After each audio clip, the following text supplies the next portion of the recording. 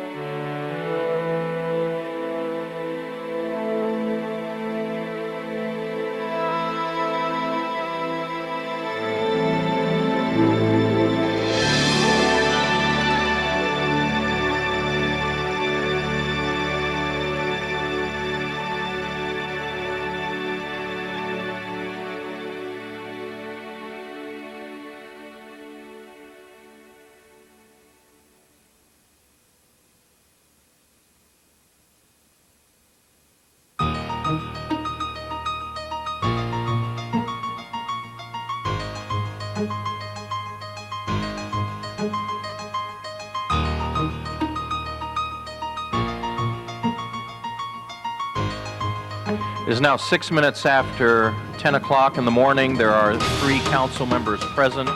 This is a second quorum call of the City Council.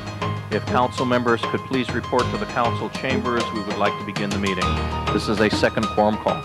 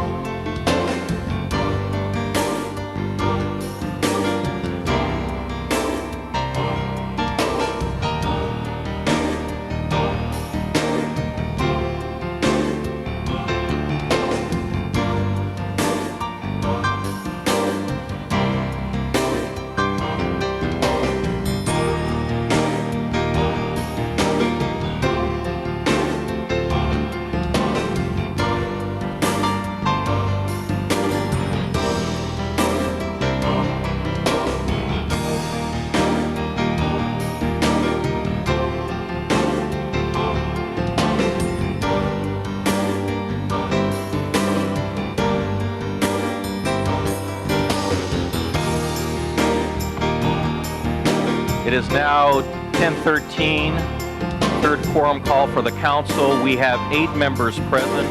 We need 2 for a quorum.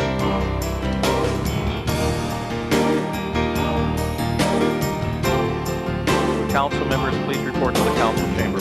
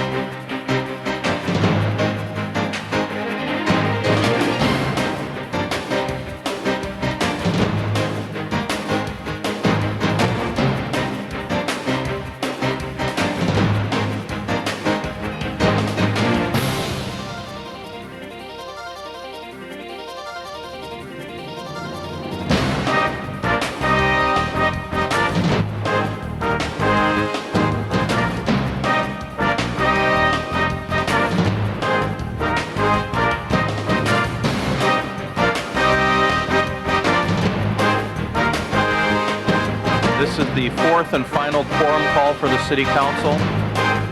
Councilwoman Schick, Councilwoman Goldberg, Councilman Holden, Councilwoman Walters. Could you please report to the council chambers?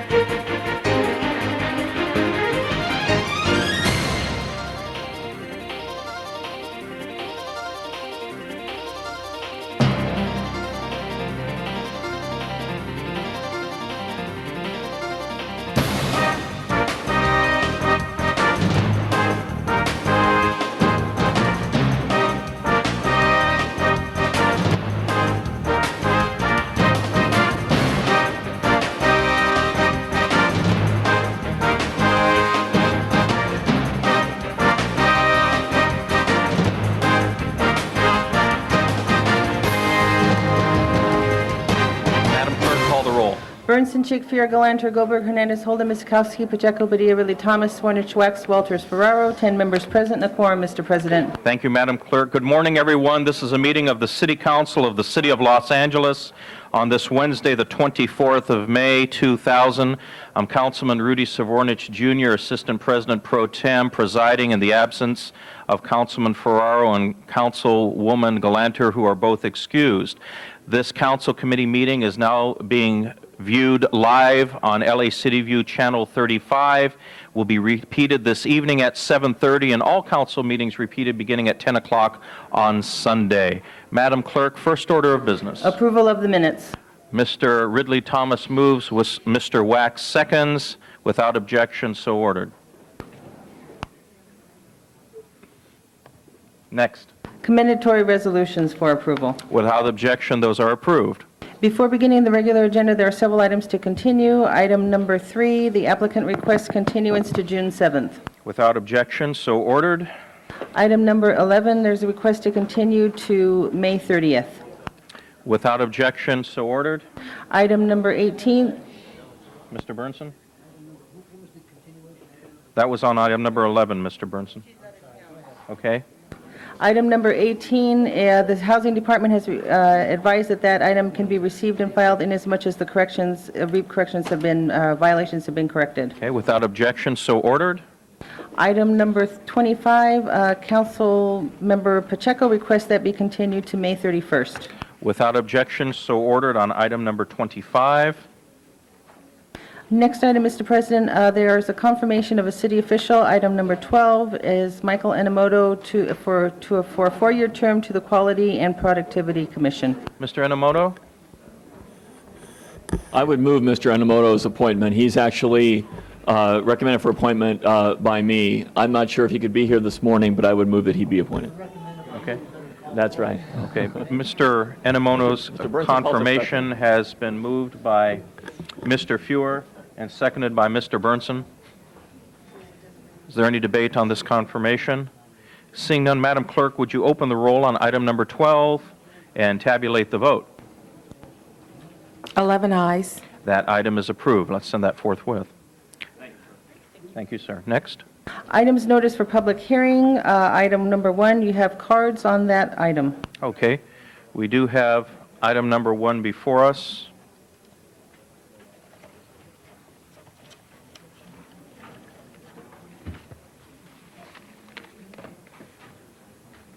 Okay, first, I would like to ask the following to please queue behind the podium.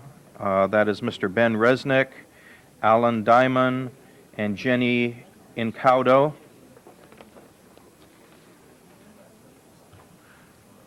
Mr. Resnick, go right ahead, sir. Good morning, members of the council. Ben Resnick, representing the property owner, Howard Stone. What you have before you is a lot line adjustment known as a parcel map exemption, which was heard yesterday in your Plum Committee. This item is only a small piece of an overall case that already had its discretionary reviews and actions taken when there was a private road approved by the advisory agency at a full public hearing, and then an appeal by the Board of Zoning Appeals at a full public hearing, at which time the city exercised its discretionary powers over this subdivision.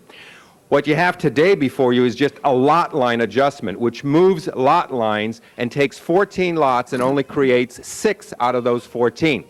Under state law and under your own laws, that is not a discretionary action. That is a ministerial action, as long as the lots created conform with the building codes, which they do, and as long as they conform with the zoning, which they do.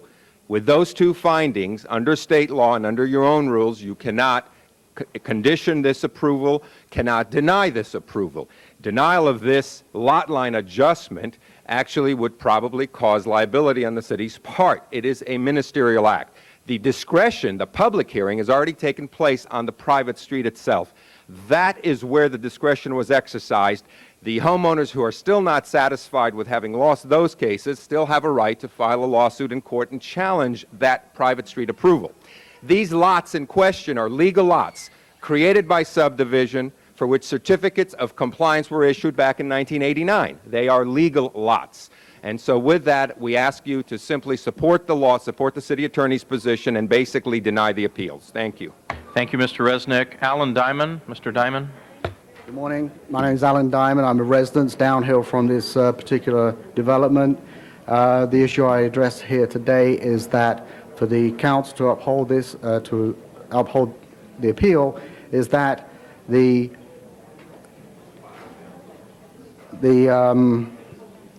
street does not conform to the second condition, which is compliance with the local zoning and building ordinances. The access to these particular lots is from a cul-de-sac fronting, and there is no physical access from this cul-de-sac to the lots. Therefore, I maintain that this does not comply with the building ordinances as is mandated by the code, and which would give you the exception under I've got it here, the MAP Act, the Subdivision MAP Act. So therefore, I urge this council to uphold the appeal and vote no. It is not a ministerial act. Certain facts have not been presented to you, which I understand I cannot do here today. Thank you. Thank you, sir. Jenny Incaudo. Ms. Incaudo. Good morning. Jenny Incaudo, Studio City Residents Association, Executive Vice President. I've submitted a letter written by our organization against the project, asking you to uphold the appeal. We believe it's an unsafe project. Thank you. Thank you, ma'am. Next, Alan Schuman. Mr. Schuman? Go right ahead, sir. Good morning. Alan Schuman, ETI Mitigation Monitoring, representing Anita and Stanley Hirsch, adjacent homeowners. We've submitted a package for the file. Today, I would like to express the utter frustration of my client in our city's process. In the BZA hearing, incorrect, and I repeat, incorrect information was stated by the applicant. A totally new map that nobody had seen, nobody had reviewed, was shown there. We were told that this was reviewed by the building department, that it was an approved map, but yet nobody had seen it. The building department hadn't seen it, nobody saw it, but it was presented and said, this is the finalized map. Well, we have 4 letters in our packet from the building department stating that it wasn't a finalized map, nor was it reviewed at any time prior to this. What is the significance of all of this? It's simple. A hearing officer, Ms. Luddy, relied upon the information given to her, the incorrect information. She had the right to rely on that incorrect information. She advised the commission to make a decision based upon the information that was presented by the applicant, which was incorrect. We believe that the decision by the BZA would have been totally different if the correct information would have been disseminated correctly. The frustrating part for the Hirsches is they must go through this process. We must stand here today, get beat up as we did yesterday in the Plum hearing, and then in order for them to show that the incorrect information was given out, they must take this to court where depositions can be held to show that the BZA received the incorrect information so we can start this process all over again. We ask you to consider this. We ask you to consider, in your infinite wisdom, that we would go along if the planning department received all this information and the planning department decided,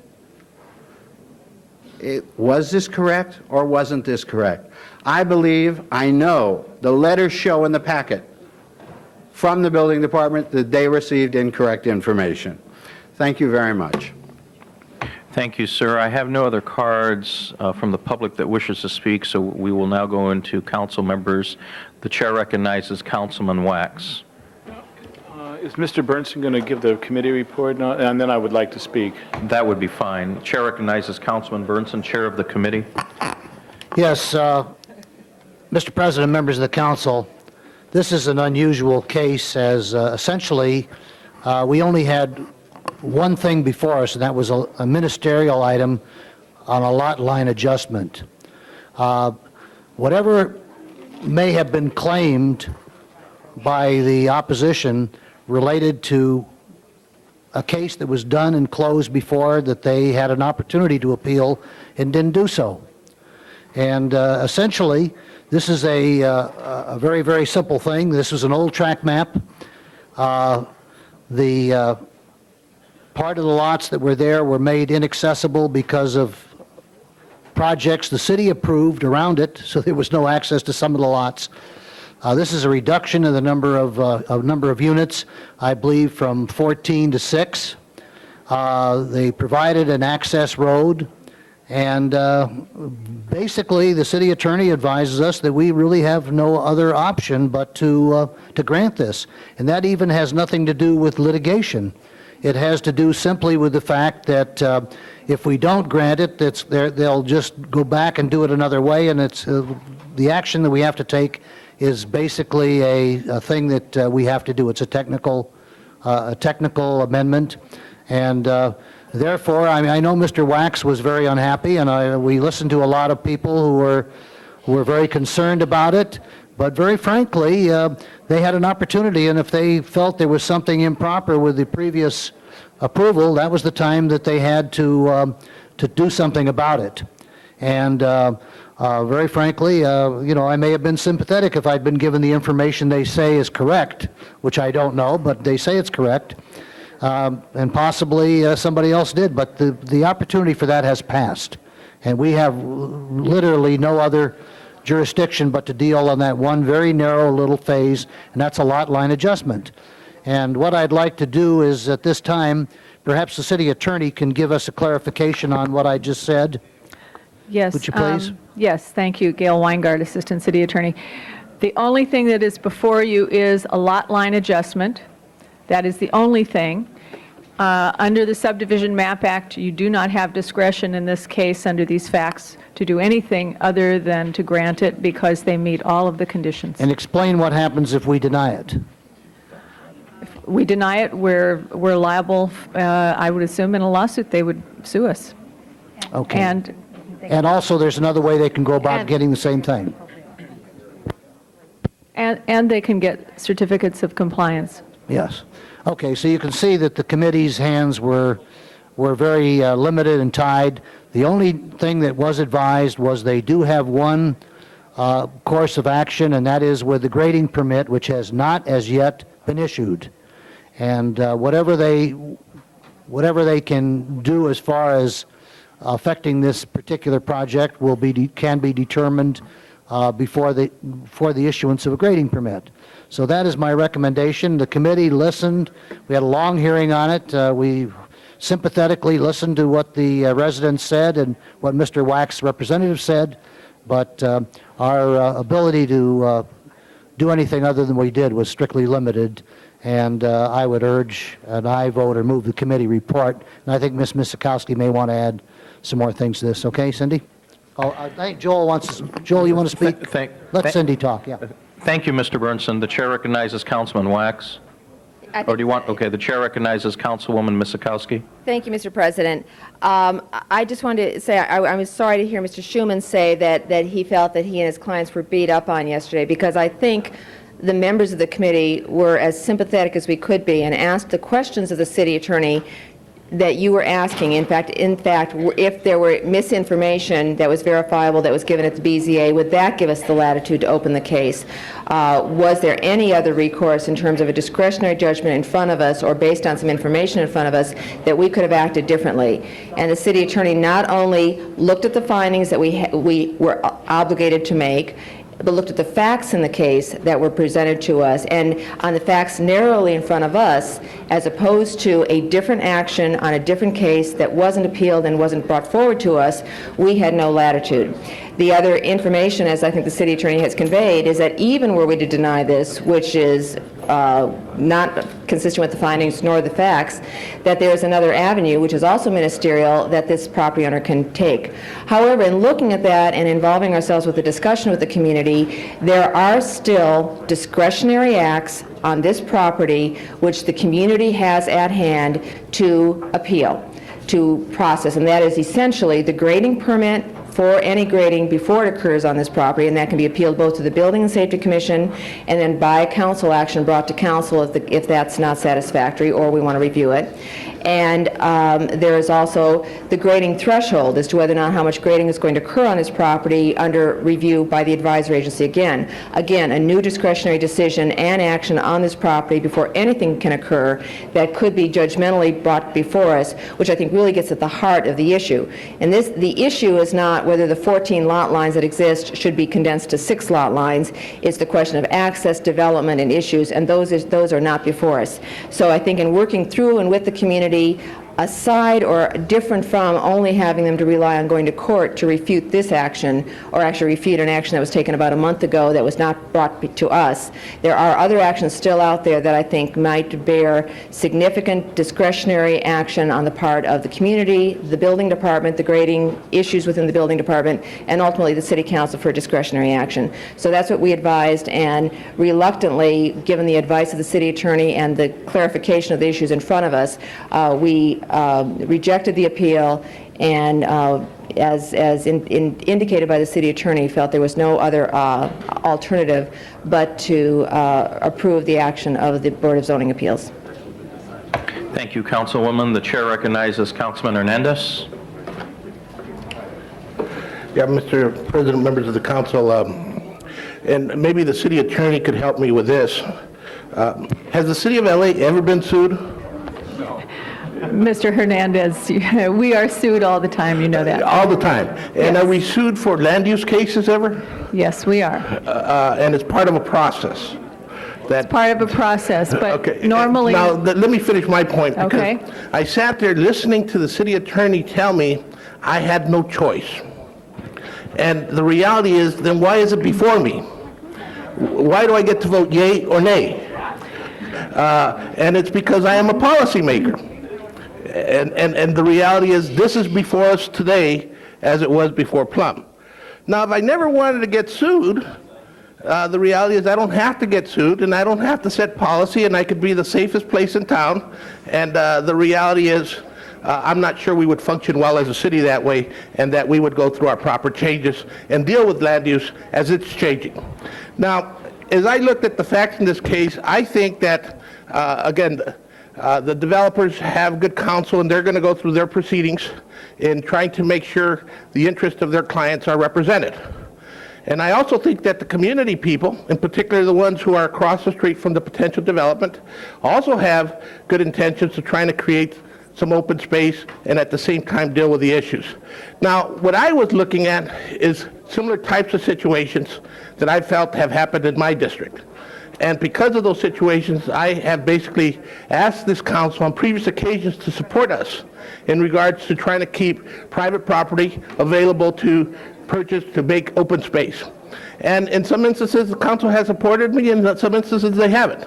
And we've been sued, and we haven't been sued. But I do know that the process has allowed for some debate, some dialogue, and some, basically, in many cases, improvement of the quality of life of the people who live in some of those surrounding land uses. So from my perspective, it's before me, and I have the opportunity to vote A or nay. And if I don't have that opportunity, it shouldn't be before us. And I just wanted to point that out because yesterday in committee, I defined that as a wax vote. And when I said a wax vote, on many occasions, it's been 14-1. And Mr. Wax stood for a principle when he was making his decision. Whatever the motivation was, he did not necessarily have to go with everybody else. And I don't believe that has to be the case here. And I chose to basically vote no on what was before us yesterday in Plum Committee. Thank you, Councilman. The chair recognizes Councilman Wax. Yes, thank you. Mr. Hernandez, I appreciate your minority position on this, and I'm going to ask as a substitute motion that, in fact, we grant the appeal, which would be the minority report of Mr. Hernandez. Members of council, you're going to have a lawsuit either way. You're going to have, Mr. Resnick's going to bring a lawsuit, or the homeowners and the surrounding property owners are going to bring a lawsuit. So forget that for a moment. You're going to have a lawsuit. What I disagree so strongly with the city attorney's opinion is that if you listen to the city attorney's opinion, you basically have an outrage without a remedy. And I don't believe that we can have laws or have a city that doesn't provide a remedy when there is a wrong, a remedy when there is an outrage.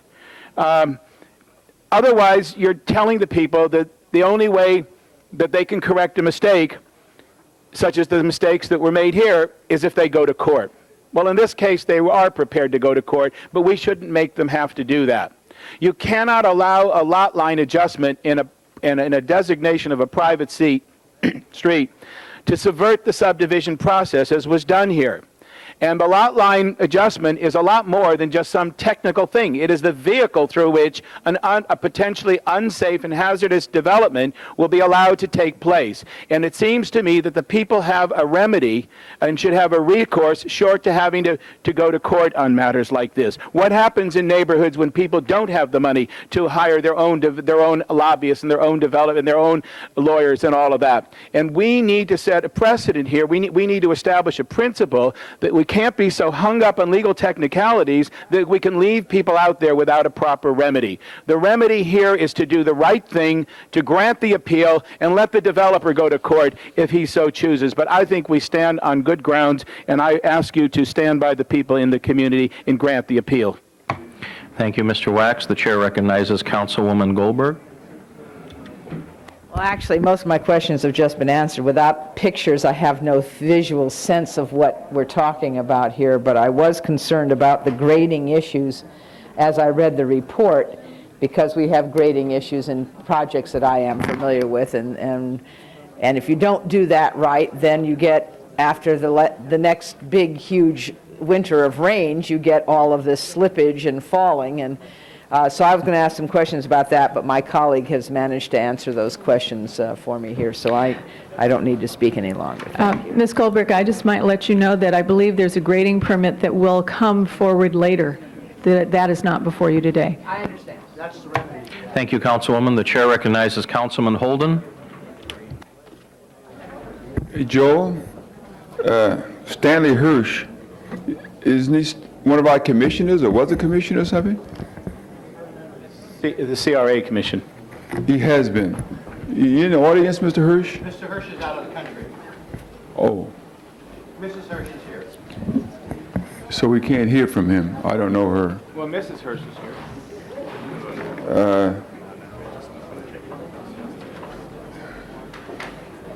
Mr. Burnson and Ms. Misakowski, going to go along with the committee report, with the majority report. And you were against it, the majority report. You support the minority report.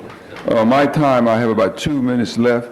Would you tell me, in your own words again, why you, for the minority report, that Ms. Goldberg just didn't, she wants something visual, and maybe if you can just describe it very clearly. You have an incredibly steep piece of property, an incredibly difficult piece of property, the kind that is always before us, Nate, down the line when something goes wrong and we're paying out millions of dollars in lawsuits because of the kind of grading, the kind of development that takes place on property which is almost like goat country.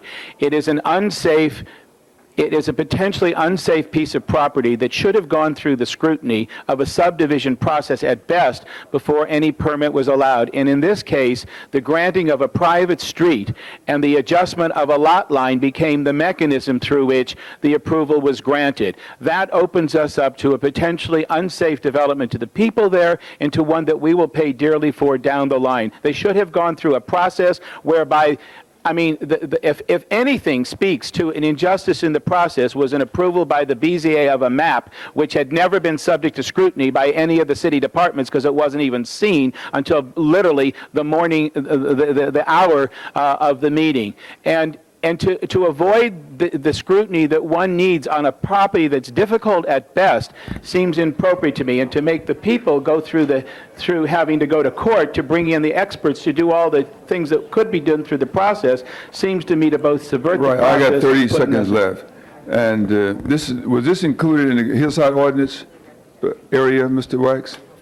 So therefore, they should have had much more scrutiny. And besides, projects don't vote, people do, so I'm going to listen to you. Thank you, Mr. Holden. You did have 17 seconds left. Chair recognizes Councilman Burnson. Let me just clarify a couple things. Whatever you're going to do, you're going to do, but my job is to try to protect the city. Some of you were not here when we had Warner Ridge. I believe Ms. Misakowski was here, and a number of you have been here. Mr. Wax was here. That potential cost to the city was $55 million. Fortunately, I was able to negotiate a settlement with them on the property, and we wound up only costing us $5 million in permits that we would have, charges that we would have collected on the project. But let me tell you, we were looking at $55 million for an illegal taking. The difference between a lawsuit brought by these homeowners, I hope you're all listening, the difference between a lawsuit by the homeowners that would merely ask us to re-examine the particular project and then based upon that could deny the project. But on the other side, from the developer, if we deny the project, then there is a taking. It may be either a temporary taking, and that's where the $5 million came in on the Warner Ridge project, was $5 million for the temporary taking while we held up their project. The $50 million would have been for a permanent taking. I don't know what the potential cost would be on this, but I guarantee you that you ought to listen to your city attorney because the repercussions are severe. It's one thing to stand on principle. It's another thing, Mr. Hernandez and Ms. Goldberg, you also have a responsibility to protect the city treasury. And don't forget that. And so do I. I may have a great sympathy with these people, but Mr. Wax, there was a subdivision done on this. This was not the subject of a subdivision at this point. There was a map, a previous map that was issued on this thing that perhaps you're not aware of. And these people did not appeal. They did not take the steps that were available to them at the time. And unfortunately for them and for us, they put us in this position. It is too late for us to undo what has had final action. And so I don't want anybody to think that this didn't have the scrutiny of public opportunity and hearings and everything else. What actually happened here, the map that Mr. Wax is referring to, was simply the lot line adjustment for the purpose of the road. And no time during this discussion did the zoning administrator, anybody in engineering, or the city staff tell me the property was too dangerous and too steep to be developed, Mr. Wax. So let's be honest with everybody if we're going to tell the facts, okay? And secondly, and third of all, there are cases where people just don't want development around them. I'm not saying that's the total case here, but that does happen, particularly up in this area. So I just want everybody to be aware of these things when you cast your vote. And I would not, as much as I may be sympathetic, I'm not willing to put the city in jeopardy. And I would urge a no vote on Mr. Wax's substitute motion and approval of the committee report. Thank you, Mr. Burnson. The chair recognizes Councilman Fuhr. Thank you, Mr. President. I am very concerned about the substantive issues here. I want to ask about the procedural ones. I mean, the substantive issue I get. Ms. Weingart, I guess the question is for you. I'm not and this is really is a follow-up on Mr. Hernandez's point from before. I can't remember a vote which implies some discretion that I've taken in the last 5 years where there's no choice. It's essentially a ministerial act, not an act of discretion. The whole point of having a matter come before us is to choose. Now, if I understood the report from the city attorney on this is a purely ministerial action. And I don't understand that, because if it were purely ministerial, it would have been handled at the administrative level rather than through the committee process and for this council. So that's a perplexing aspect of this to me. Yes, I understand that. Claudia Culling was the attorney who advised the Plum Committee yesterday, and perhaps she can explain this to you and why it is here. Yeah, I've never heard of a situation here where it is said, you don't have a choice.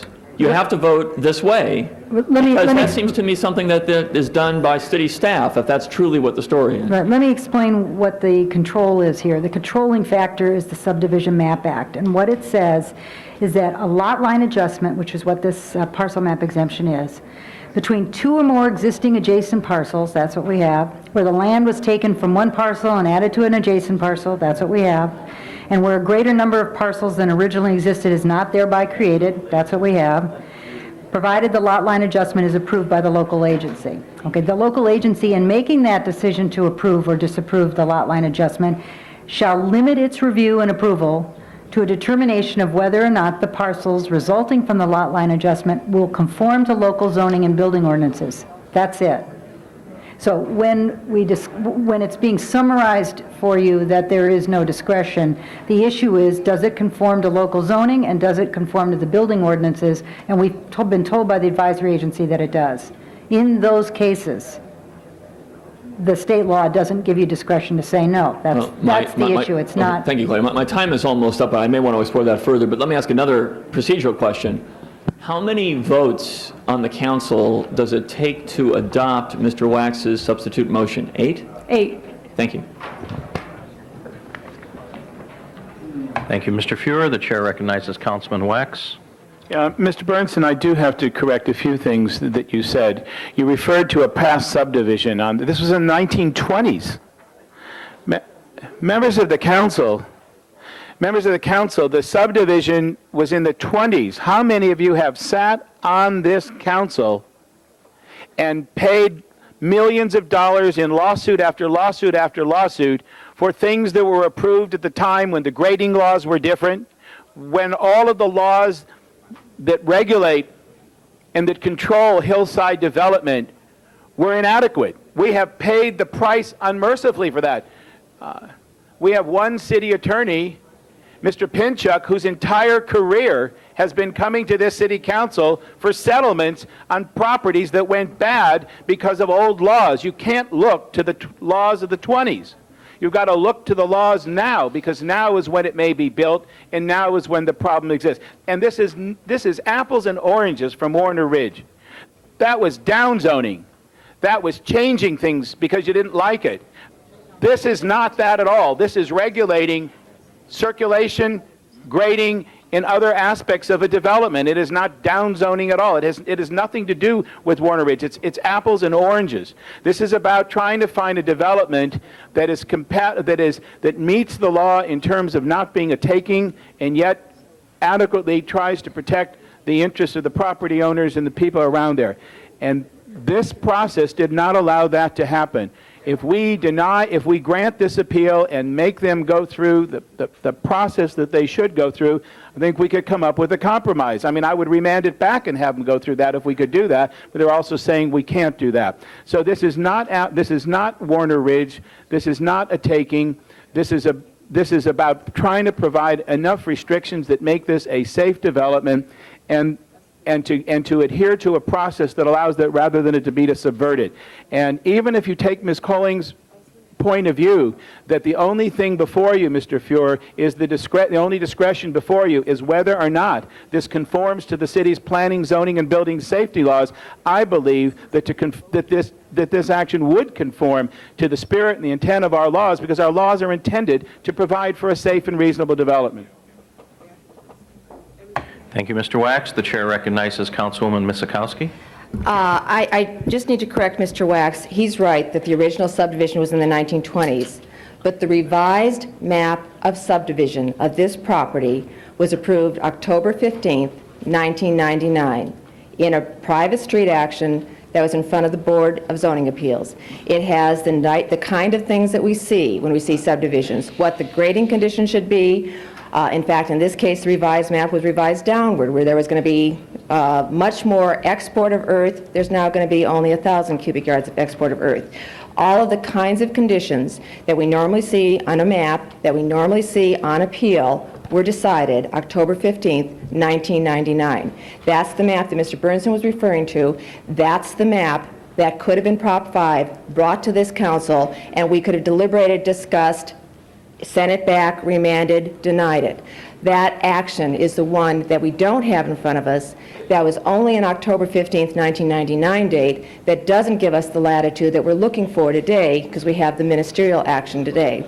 Unfortunately, unfortunately that isn't before us. But the grading permit that would or could issue from this decision is a discretionary act, is something that can be appealed, is something that can be deliberated in consideration of what is consistent with the codes, what makes sense, what is logical, what we can decide discretionarily, or the Building and Safety Department can decide discretionarily. This was an action that wasn't appealed, and unfortunately ties our hands today on a very, very recent action. Thank you, Councilwoman. The chair recognizes Councilman Holden. Can someone tell me what the slope of the hillside? We don't have anything to look at. Anyone know what the slope is? Because if it's really a hillside, then that hillside ordinance has not been repealed. The Board of Zoning Appeal reviewed this MAP Act last November, 1999, but we never saw it. And we, the ones who settle lawsuits, on the part of the developer and the owners of properties who subsequently acquire those properties after they develop, because land erosion, something is crazy around here. City attorney said you can build it safe within the guidelines, and then the rains come and the land start moving around, and then they blame the city for even giving the permit in the first place. We have enough cases to support what we're doing if we really, in fact, doing the right thing. And we need to, whereas we didn't Prop 5 the action of the commission or the board, we need to take that and review it, bring it to this council, and proceed to take some immediate action relating to it to correct it if corrections are needed. If you think you're going to have a lawsuit, the court will understand it's something that all of us didn't know about at the time in 1999. And had this not been approved, I don't know how they do things around here. I know how they do things around here.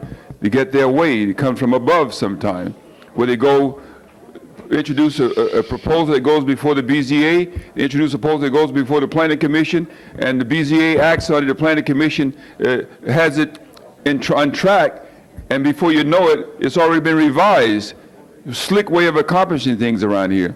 So maybe the charter will change that as well. But Mr. Wax, you wanted to say something on my time?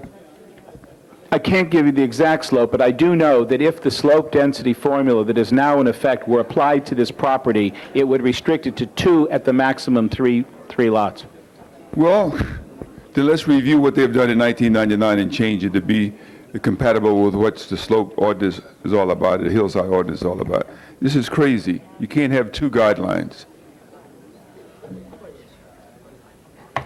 Thank you. The chair recognizes Councilman Bernson. Yeah, first of all, Mr. Holden, any project that is developed since the hillside ordinance automatically falls under that scope. And if there had been an effect of over 15% grade on this property, then it would have fallen into that and the density would have been reduced in proportion to what the law calls for. That's number one. Second of all, you already heard that this was done in 1999, not 1920 like Mr. Wax. You know, I personally don't care about this project. I have no qualms one way or the other. If anything, I may be sympathetic to the homeowners. However, my responsibility is to protect you and the city. This is going to wind up in court either way, and let me explain the difference to you. The difference is if the homeowners sue and the judge orders us to reopen it and look at the process, then we can open up the process on the subdivision, okay? And that's what the remedy will be. And then we have excuse me, I'm talking now. Then we have the possibility that we do it and we can do whatever we think is appropriate. If the property owners and developers sue us, then they sue us on a taking. Now, it may only be a temporary taking. If it's completely turned down, then we can be sued for the loss of the property, the cost of the property. If it's only a temporary taking, we can be sued for the time period that was lost in the development. So those are the 2 options. You know, this is going to be a court case either way. I think we have to do what's right for the city, and that's to protect our treasury. And all due respect to Mr. Wax, who is doing what he should do to try to protect his constituents. However, there was a time this could have been done. I hate to say this. It could have been done and wasn't done, either by the community or by the council office, and now we're faced in this dilemma. And I don't think that we ought to be put in that position.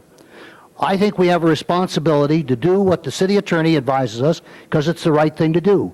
Let the chips fall where they may as far as the courts are concerned. But I want to make sure that when this court decision comes down, that it doesn't cost the city treasury money. In fact, if they get a judgment to relook from a court that says reopen the whole process on the subdivision, that's fine. We'll be happy to do that. And then we can perhaps have a reason that we can make the findings to deny it or whatever if it's unsafe. But the point is, we don't have that discretion today, and if we move forward with Mr. Wax's motion, we're exposing ourselves to a financial loss. Okay. Chair recognizes Councilman Ridley Thomas. Mr. President, the previous question on the entire matter, sir. Okay. Is there any objection to the previous question?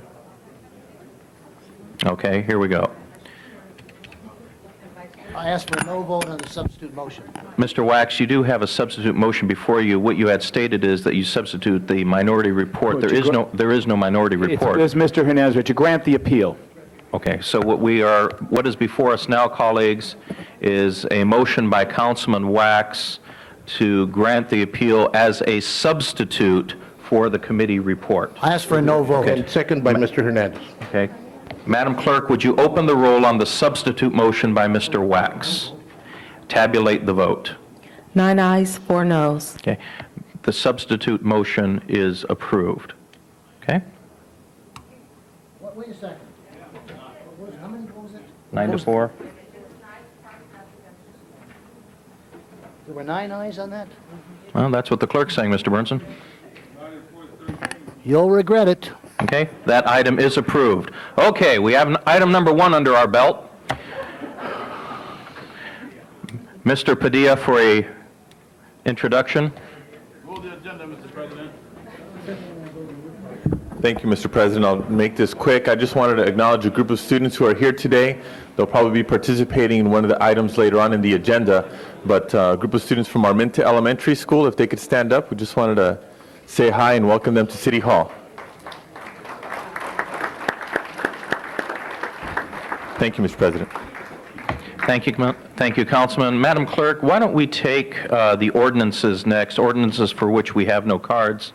That will be, I believe, items. Go right ahead. 5, 6, 13, 14, 15, 16, and 36. Okay, is there anybody in the audience that would like to speak on those items? 5, 6, 13, 14, 15, and 36, 16, and 36? Okay, are there any council colleagues that want to speak on any of those items or would like to call any of them special? Okay, would you like to call them special, Councilwoman? No, I'll just let it go. Okay. Just what's happening with item 8? I'm sorry. We're not taking 3 right now, Mr. Byrne. Okay. Because it's just establishing a hearing date. Okay. Are there any other questions on ordinances 5, 6, 13, 14, 15, 16, or 36? Okay. Seeing none, and seeing no colleagues that wish to speak, Madam Clerk, would you open the roll on those ordinances and tabulate the vote? 13 ayes. Those items are approved forthwith to the mayor on those items. Okay. Mr. Padilla, you had a request to take an item out of order? Yes, Mr. President, item number 8 and 37 if possible, but 8 is more important. Okay. Without objection, colleagues, is there anyone that objects to taking item 8 out of order so we can dispense with it at this time? Item 2 is not yet before us, Mr. Burnson. Yes, we're taking item number 8 out of order. Item number 8 is before us without objection. Chair recognizes Councilman Padilla. If you would push your button. Go right ahead, sir. Thank you, Mr. President. Thank you for taking the item out of order. We have a great opportunity here before us. As many of you know, the Children's Museum, which is across the way here in the Los Angeles Mall, has outgrown its space. Some people say the Children's Museum has grown up. And for the last couple of years, both the city and the Children's Museum Board has embarked on an adventure of trying to find a new home for the Children's Museum. And in that time period, a number of locations were considered and community input was gathered. And what I believe we have before us today is a win-win proposal. It's also a great opportunity for the city of Los Angeles, and I want to make reference to that in a second. The proposal specifically is to build one children's museum with 2 campuses. One campus here in the downtown area in the Little Tokyo Arts Park, and I'm sure Councilmember Walters will speak to that, and the other campus to be located at the Hanson Dam area in the San Fernando Valley. Specifically in the Hanson Dam area, I believe the Children's Museum complements the other activities and opportunities very well and can really serve as an anchor for a complex of children and family-oriented activity. It'll complement a library that we're breaking ground on this November, the Boundless Playground approved in this year's budget, in addition to a golf course, horse riding trails, an equestrian center, baseball fields, soccer fields, the swim lakes that were rededicated last year. In comparison to the sort of museum and art park concentration that we're developing here in the downtown area, the Children's Museum is a natural fit in the Hanson Dam area, again, given children and family-oriented activity, recreational activity, educational activity, all positive activity. So that's the proposal that's before the council, and I would ask for your support. And the great message I believe we will also be sending with a positive vote here today is that as the city council, as the city government, we do more than acknowledge, but we recognize and value all the communities of the city of Los Angeles. Just like two heads are better than one, two campuses are better than one. When it comes to the Children's Museum, we'll be able to serve more children and better meet the needs of our city and really the region as a whole. So I'd ask for your support, colleagues, and Mr. President, thank you for your time. Okay. Before we recognize the next speaker, I would like to recognize Councilman Ridley Thomas for an introduction. Mr. President, members of the council, it gives me a considerable degree of pleasure to reintroduce someone who spent a long time working on behalf of the citizens of Los Angeles in various capacities. She's now the Chief Executive Officer for the Greater Los Angeles YWCA. You will know her, Faye Washington. Faye, come forward and let us say hi to you. All of us remember, give her a big round of applause. She's back working at the YWCA and has great plans, which we will hear more about in the near term. Thank you, Mr. President. Thank you, Councilman. I believe the next speaker was Councilman Hernandez. The chair recognizes Councilman Hernandez.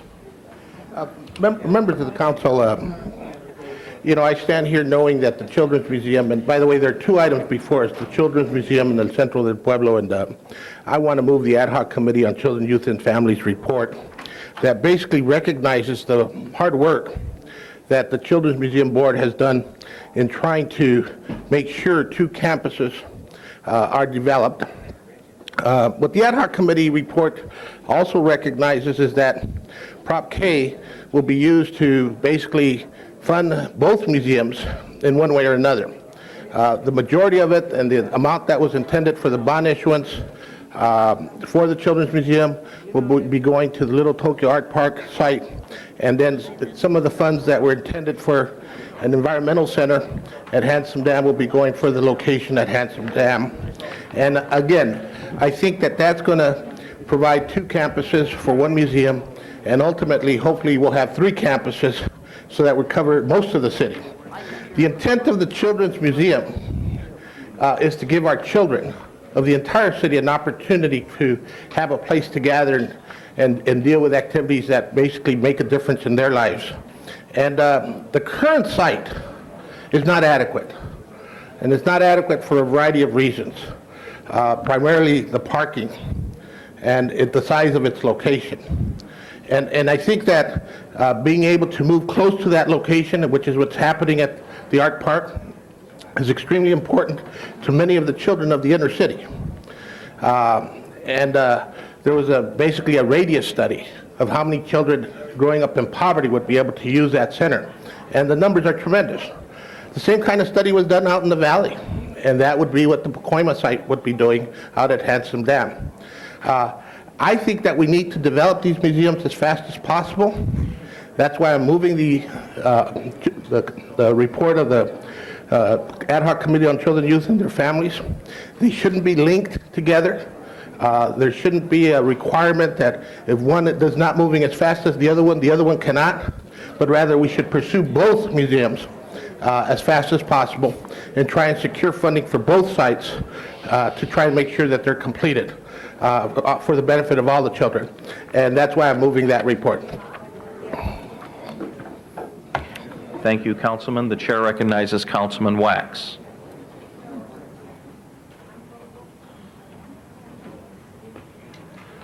I just wanted to not get in between the two reports as much as comment on something Mr. Padilla said, to look to a future.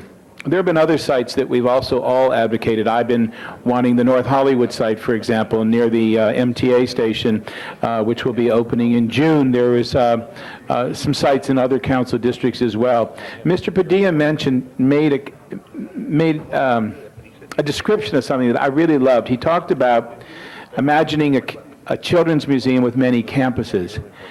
And I think if we think far enough in advance, we might envision one day like a library system. This city doesn't need just one children's museum. We ought to be having children's museums to be accessible to the children throughout this city. And I would envision one day something like a central library and some regional libraries where they can be all over and not just two.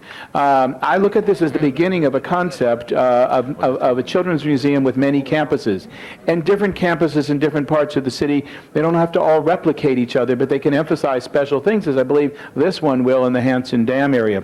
So this is a start to, I'd actually like to look at this as a start towards something really exciting in our city over the years, whereby we really develop multiple campuses, multiple children's museums, as regional museums, children's museums throughout the city, with an anchor downtown. And I see a lot of possibility for that, and us to start thinking in that way, and that they could all complement each other by, in a sense, emphasizing special exhibits, special things unique to their areas, either geographically or to the people who make up communities, either now or historically. And there's just a lot of possibility with this idea if you allow it to grow like that, and it's got to start somewhere, and I think this is a good start. Thank you, Councilman. The chair recognizes Councilwoman Goldberg.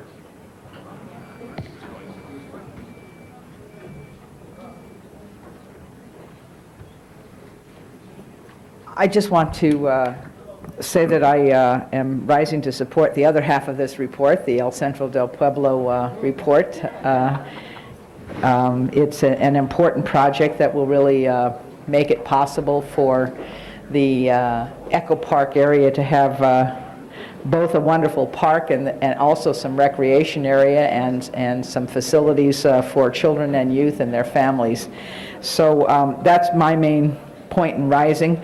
I do have some ambivalence about linking the two projects together in terms of discontinuing one's lease if the other doesn't make it, because frankly, you can't predict, and it would be a shame not to have anything. So I'm probably going to support Mr. Hernandez's report.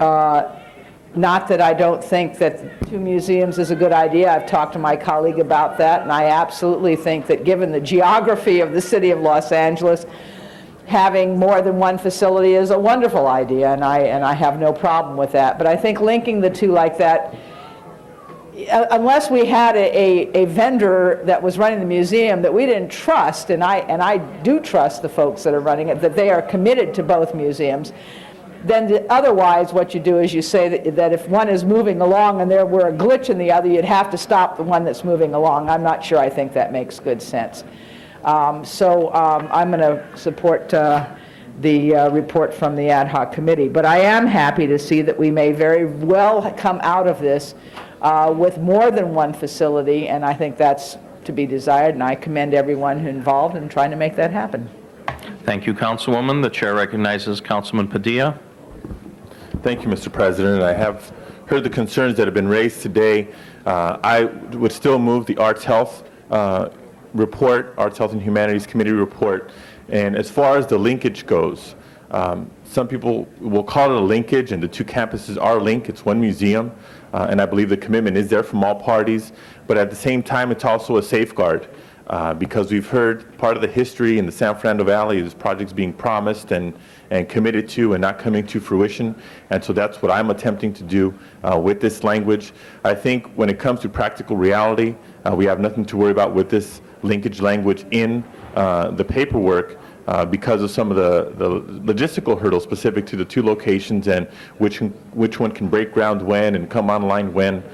So I don't think it'll impact the moving forward of the projects, but I do feel a lot of people are much more comfortable with the language in, only to have it in the language, in the agreement that reflects the commitment made by all parties, the Children's Museum Board, the various city representatives, the city department, and the staff that have put a lot of work into this. And so I would ask for your support for the Arts, Health, Humanities Committee report on this item. Thank you. Thank you, Councilman. The chair recognizes Councilman Hernandez. Members of the council, again, the goal here is to build two museums, not to stop one museum if another museum doesn't get done. It's one museum at two sites. What's bothersome to me, and again, as part of this process, let's understand how we started. We started because a museum was going to be built at Griffith Park for all the children. And the reality is, because of the environmental impact reports, we weren't able to look at that site. And then there was a search for sites, and this council on several occasions continued the funding because we're making an exception and trying to provide bonding funds for the museum. And then the question became, we can do one at Handsome Dam. That created a whole bunch of geographic concerns because of accessibility to all the children of the city. And yes, they were able to find a centralized location that would service many more children at the art park, and is close to the current location. So to me, we shouldn't be talking about distrust. We shouldn't be talking about safeguards that basically could impede the development of these museums. What we should be talking about is trust and being one city, and how it is that we can work together to get these museums done. And I've already stated that I'm not going to be happy with 2 locations because I think we could have 3 and service more children out in the harbor area because of the geographic realities of our city. But these 2 museums have to be built. And, you know, if I told my wife I'm going to build another house and I'm going to live in that house and I want you to live at this house, she would clearly say we're getting divorced. But if I said we both live at both houses, we just do it at different times, she might wonder how I think financially. I must be one of those millionaires they talk about in the LA Times. But I like the way Mr. Padilla stated it. 1 museum, 2 campuses. But we shouldn't say one campus can't move if the other one's not happening. I think we have to be saying both campuses have to be moving, and that was the only reason, that's the only disagreement in the reports. And I'm just asking my colleagues to recognize it's not a question of safeguards and distrust. It's a question of trust and getting it done. Thank you, Councilman. The chair recognizes Councilman Fuhr. Question. Thank you, Mr. Fuhr. We do have cards from quite a few individuals who have completed them. We have over 25 cards, and what I would like to do is to ask all the individuals in the audience who are in support of the proposal for the Children's Museum to please stand and be recognized at this moment. Would you please stand if you're in support of this and remain standing? I would like to thank each and every one of you for being here in council this morning in support of this item. Your cards will be made part of the file, and I thank you for your attendance here as part of this process. Thank you. You should also ask El Centro, Yes. the Pueblo. And also, may I ask the folks supporting El Centro to please stand also? Thank you also for being here. We really do appreciate it. Mr. Deaton, did you have anything to add before we go on to a vote? No, I was just, El Centro de Pueblo was the only. Okay, very good. Now, we do have 2 items before us. We have the report or the communication from the LA for Kids Steering Committee, which we will vote on first. It's the ad hoc committee. Mr. Hernandez moved the item first. It's the ad hoc committee. Did you move to substitute the Arts Health, Mr. Padilla? If your vote was to substitute the Art, Health, and Humanities Committee report, then we would take the substitute motion first. If you're just moving your item, we'd have to take Mr. Hernandez's first. Move to substitute, please. Mr. Hernandez moved his report, Mr. Padilla moves his report, but no one moved one for the other as a I moved substitute. my report, and I was the first one to move it, and I think mine should be taken first, Mr. That's President. correct. But Mr. Padilla did not call his as a substitute. He just moved it unless Mr. Padilla chooses to move it as a substitute. And Do if he you? does that, then I'll move mine as a substitute for Mr. Padilla's I understand. substitute, Mr. Chair, if you're going to allow for the bending of the rules. I understand. So it was not moved as a substitute, so Mr. Hernandez's has to be voted on first. Colleagues asked for a no vote on the ad hoc report and an aye vote on the Arts Health report. And I'm asking for an aye vote. Let's stay one city. Okay. What is before us is Mr. Hernandez's motion, which is the report of the ad hoc at this time. Madam Clerk, would you open the vote and tabulate? All right. Did you have a point of order, Councilwoman? I do have a point of order. If one votes for both, then where are we? Well, we're voting on Mr. Hernandez's first, and if Mr. Hernandez's prevail, that will be the order. And Mr. Hernandez, yours is different from I just removed the linkage the requirement. linkage requirement. Okay?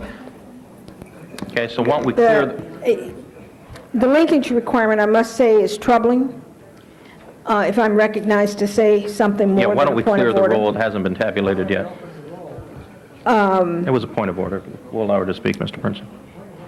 But I have come to the conclusion that we can handle both of them, and we should go forward with the Arts, Health, and Humanities report. But I certainly understand Mr. Hernandez's concern, and it was a concern that was deeply felt on my part. But I'm stepping out on a little bit of faith here.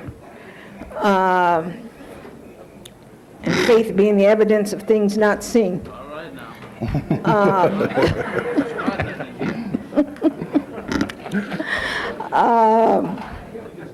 So I'm voting for the Arts, Health, and Humanities report. Okay, here we go. The previous question has been moved, Mr. Wax. Okay, here we go. Yes, do you have a point of order, Mr. Wax, or a point of I information? have a point of inquiry. Okay. If one were to like a linkage report because it would guarantee that both would get done, like the red line in the valley with city, but didn't like a linkage report that would keep one from happening if at the expense of the other, how would one vote?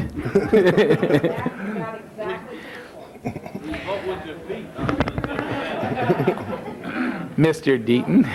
No. Sounds like yesterday. Every day sounds like yesterday. Here's what's... Basically, And Ron, how does this relate to item 51 on the agenda? I mean, I've been there on the red line, and if it wasn't for the linkage, we probably wouldn't be opening in North Hollywood in June. On the other hand, I'm not one who wants to kill, if everyone doesn't get everything, kill something that's good. So I really do need to know more about this linkage. let me read the linkage agreement, the language, and The link is language. And who are the linkers and who are the linkees? I mean, this is in the lease with General Services for the Little Tokyo site, and it reads as follows, that Prop K grant agreement to obtain funds for the construction of the Los Angeles Children's Museum / Hanson Dam site no later than 4 years from the execution of the Prop K grant agreement. Failure of the museum, the Children's Museum, which is a nonprofit, to meet the conditions of said lease and to commence construction of the museum at Hanson Dam by June 30th, 2004 shall result in termination of this lease at the city's sole discretion. but it So- will have already been built downtown. Not necessarily. I mean, none of these are going to be built by 2004? Well, the No. funding, for example, doesn't become available till 2002. Let's take the two sites. Okay, both sites, the design will begin immediately. In the case of the Hanson Dam site, we have to incorporate in the design the Environmental Awareness Center that's already approved in Prop K for this site, and the Children's Museum has to raise the money, additional $7.5 million to be on an equal footing with the museum downtown. At that point, having completed both designs, we'll know the total construction cost and how much has to be raised by the Children's Museum in order to build both sites. Hanson Dam is ready to roll because it's vacant land, etc. In the case of the Little Tokyo site, we need to move on parking there as well. We need the parking both for Little Tokyo and City Hall for employee parking. In addition to that, we need parking for that. But how do we protect the $9 million? $9 million is protected by voting for either proposal, quite frankly. Okay. Thank you, Mr. Wax. The $9.5 million is going to be used for a children's museum. it will be used for the Little Tokyo site as soon as we complete the parking there. In other words, the location of the museum on the site will be in conflict with the construction of the parking facility as we now envision it. We haven't finished the design, so there's going to be some We've basic... been doing that for about 15 or 20 years, basically dealing one aspect or another of that property and what it's going to be used for. I just don't want to lose everything. No, but Thank you, Mr. X. Mr. Deaton, if we could for a moment. I have 3 council members that have now pressed their button, but the previous question has already been called for. If any of the 3 colleagues have points of order or points of information, those will be entertained. If not, we are going to proceed to a vote. Mrs. Chick, your button was pushed forth. Do you have a point of information or a point of order? I hope it's not just wishful thinking. I wanted to know from our city attorney if there were any ideas on how to reach the same goal in a different way. Really an answer to Mr. Wax's question, which I think is a question for all of us. Okay, thank you, Mrs. Chick. Madam City Attorney? Patty? No pressure. You want an answer to that? The way we phrased it, because we contemplated that it's possible that one of them, the downtown one, could be under construction, and then something happened to delay the Hanson Dam one. We phrased it so that it terminates at the city's discretion, so we can look at what's going on at the time and make the decision. Okay, thank you. So in fact, we're not making the decision, the final decision today on that. Correct. What it is a statement that we want the two to go together. Okay, thank you, Mrs. Chick. Mr. Hernandez, did you have a point of order or a point of information? I want to make a friendly amendment to the wording, and then I would agree with the linkage provision. The problem is, Mr. Hernandez, the question has already been called, and an amendment would not be appropriate at this time. And I ask for reconsideration of the question. Time out, sports fans. Chair recognizes Councilwoman Goldberg for a point of order. Yes, not a point of order, it's actually a procedural request Fine. of the chair. I think we need to reopen the debate briefly, because I don't think we're ready. I did not oppose closing it, because certain things I thought I understood, I now do not believe I understood. But I think we need to reopen the debate, and I would so move. That's a motion, thank you. Is there a second? Yeah. Okay. Is there any objection to not calling for the previous question and reopening debate? There's no objection to that? Fine. The item is again before us, and colleagues that wish to speak on the item, would you please push your button? Just to this limited thing. If there's 15 lights that light up here, we're going to order breakfast. Okay. No, I mean breakfast. The chair recognizes Councilman Holden. Right. Mr. Padilla, you understand what they're discussing regarding building both at the same time? I mean, you have an objection to what Mr. Hernandez is suggesting, which is the same thing you're suggesting? What Councilmember Hernandez's new amendment would be, he didn't get a chance to Would you state your articulate amendment, that. Mr. Hernandez? Mr. Holden, Mr. Hernandez has been recognized to speak, so... I know, but on my time. Thank you, Mr. Holden. On my time. That's what I wanted to hear. Right. Mr. Hernandez? What I wanted to do was extend the lease part on the potential, give us an extra 3 years in regards to the art park lease, because that would be basically a 7-year period. What Mr. Padilla's problem is not on the land use, because the Recs and Parks Commission has already taken actions. His goal is he needs to raise $5 million. And again, I have pledged my support, and I would hope the council would pledge that support. But my concern is that if that goal was not met, then we would be dealing with the debate we have before us. And so I just wanted to basically offer a friendly amendment that would allow me to support the linkages, because I understand your concern is if we don't raise the money, mine doesn't move forward, even though it is moving forward. Mr. Hernandez, if you could make that 2005, we would have bonding problems if it's beyond 2005. And that same bonding problem would exist for the 2-point-something million they're getting out of Prop K for? Why not? The $2.5 million Is not being bonded. It's not a bonded issue, and it's also not a competitive bid issue. But It's a specified would we be project. able to look at that 2.5 as a vehicle for potential bonding, like we did with the Children's Museum? We would be able to look at a future competitive grant or use of some of the specified projects, monies, and we'd have to look at that. There are some other options. But the $2.5 million is scheduled over the next two fiscal years, as I recall. I got 40 seconds left. That has been awarded already to the Department of Rec and Right. Parks. 2005 would not. On my remaining portion of my time, I just want to say that hopefully we can reach a happy medium. Sounds like we are approaching in that direction. And because people are torn here, certain commitments are made that should be kept and would be. But if we can work it out, I would appreciate it. I'm sure other people are torn as well. So maybe you and Mike could sort of go over and talk to each other if we can't do it when he speaks. And then, of course, we can then vote. Well, just quickly, because you asked a question also about the specific language that was going on here, I just want to bring light to the fact that we've come a long way in arriving at this particular clause and the specific language that it contains. It started out with a clause saying if this site had raised this much money or this site raised that much money, should we divide the Prop K funding between the two, and the agreement that it goes to the downtown facility. So we've gone through a long process to arrive at this point. I'm open to be a little bit flexible with the timeline, but to be honest with you, we've already given ground on that. The original language was the question of the lease termination would be in 2002, not 2004. So we've already added 2 years in that regard. And if there's a question or a concern about how quickly we'll be able to raise the money, I don't have any concerns about that, knowing some dialogue we've already had with representatives both of the federal and the state government, as well as some private donors. And I know the museum board president is here to also Thank you, Mr. give Padilla. his level of comfort. Thank you, Mr. Padilla. The chair recognizes Councilman Pacheco.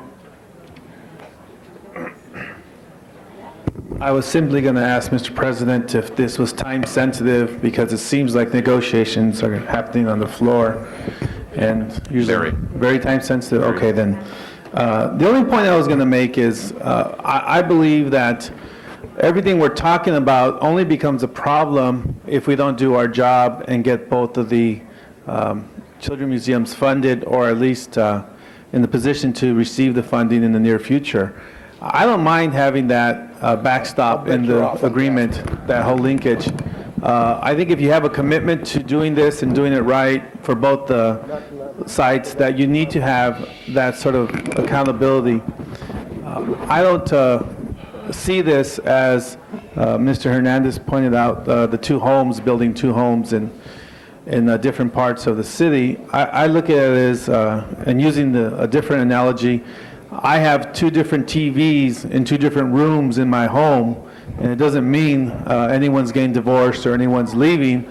It just means I have two TVs in two different rooms in my home, and I'm actually one of those people who believe that a television can be a tool, an educational tool, if used properly. But my point is, we have two great facilities that we can provide the entire city, so I believe that the linkage is important and significant in showing our commitment to the entire city, and that's why I support the Arts, Health, and Humanities report as is. I don't see us needing to water it down, or I thought where it got us right now was a compromise. So Mr. Holden would appreciate the fact that it came to us as a compromise. Thank you, Councilman. The chair recognizes Councilman Hernandez on his Thank time. you. Mr. President, members of the council, I think that all bets should be off at this time, and we should start all over again. The bottom line is, we never recognized The ordinance doesn't. Handsome Dam as a site for a museum. Okay? This council has never taken a vote on that issue. What this council did is allowed it to be a site to be considered. And at all times, the reality is where the Children's Museum is now, and the children it's been serving now. Now, I'm bringing it to the table because I think basically what Mr. Padilla is doing is blackmailing us. When he is saying you cannot proceed with the Children's Museum downtown unless you have a museum in the valley. Now, Prop K, and I was the author of that proposition, was not intended to divide the city. It was intended to unite this city. And I did believe we had a compromise. I did believe we were doing something that was going to enhance the quality of life for all the children by doing both sites. I just think it's unreasonable for you to demand that there be a linkage. And I'm putting it on the table right now because you did have a victory. You did have my support. I'm just not sure if you deserve it now. And I'm making it personal because we're talking about the children of the city. Now, from my perspective, I'd like us to proceed on both museums. I do. I think it's warranted. I just think it's unreasonable to link them. I think it's unreasonable to say, we distrust you downtown. We don't believe that our museum will get built if we allow you to build yours. Because you are saying, and I am saying, both museums should be built because it's one museum, two campuses. And I just don't want to be in a situation where we lose the potential site and the direction and the momentum, because that's been the problem with this museum from its inception. We haven't been able to develop that momentum. We've been able to get funding sources, we just haven't been able to complete the process of the site locations. Thank you, Councilman. Mr. Deaton? It might be helpful, I think, to kind of trace a little bit of this process, which I've characterized as Have Museum Will Travel. But the situation was, originally, the bid was for a site in Griffith Park. Because of environmental issues and concerns about the neighborhood, et cetera, that turned out to be not a feasible site. It was not being received by the people in that area as being an alternative that would be appropriate. So at that point, there were several sites that were reviewed, Hanson Dam being one of them, one at El Pueblo, one at the Little Tokyo site, Orthopedic Hospital, Exposition Park, a whole series of those. At the end of the day, we came down that we had two that we thought we could move ahead on, both environmentally and otherwise, operationally within the time frame that we had before us, and that was Hanson Dam and the Little Tokyo site. In discussions with the city attorney, we determined that, basically they determined that it would be inappropriate to take the $9.5 million from the competitive grant process and award it to two sites. And so what these language and this whole approach is an attempt to basically compromise the use of POP-K funds and other funds to allow us to move ahead on both sites. As a result of that, all $9.5 million is going to the Little Tokyo site. It can, because we can't divide it equally between the two. $2.5 million that was already going to that area in Hanson Dam for the environmental awareness remains, but in order to make both projects whole in a roughly $10 million range, there needs to be $7.5 million raised privately. The intent was always to raise that amount of money, and the Children's Museum Board and staff said that they could, in fact, raise that, putting both museums on equal footing. The language in this leases, et cetera, is just bringing those two sites to an equal footing of roughly $10 million, and then fundraising and construction and et cetera will all happen on different timelines because of different considerations at each site as to access to the site, design, construction of other aspects of the facility.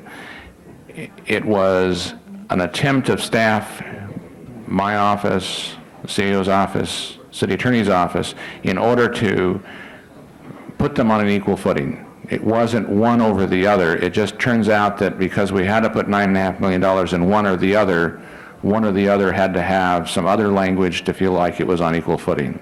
So I want the council to understand the kind of the background on this was we ended up with these two sites. We tried to put them on equal footing, and this was our best attempt to do it. Thank you, Mr. Deaton. The chair recognizes Councilman Padilla. Thank you, Mr. President.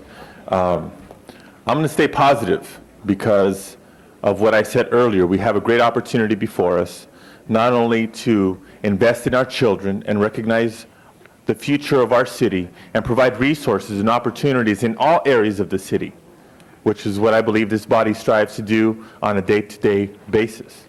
And the language that we're discussing, I won't even say arguing over, I'll say discussing, is language that formalizes commitments that have been made by various players in this discussion. And so I still hold to the Arts, Health, Humanities Committee report. I ask for your support, and we can talk all day long. But I believe our individual conversations have clarified most of the questions, and I ask for your support.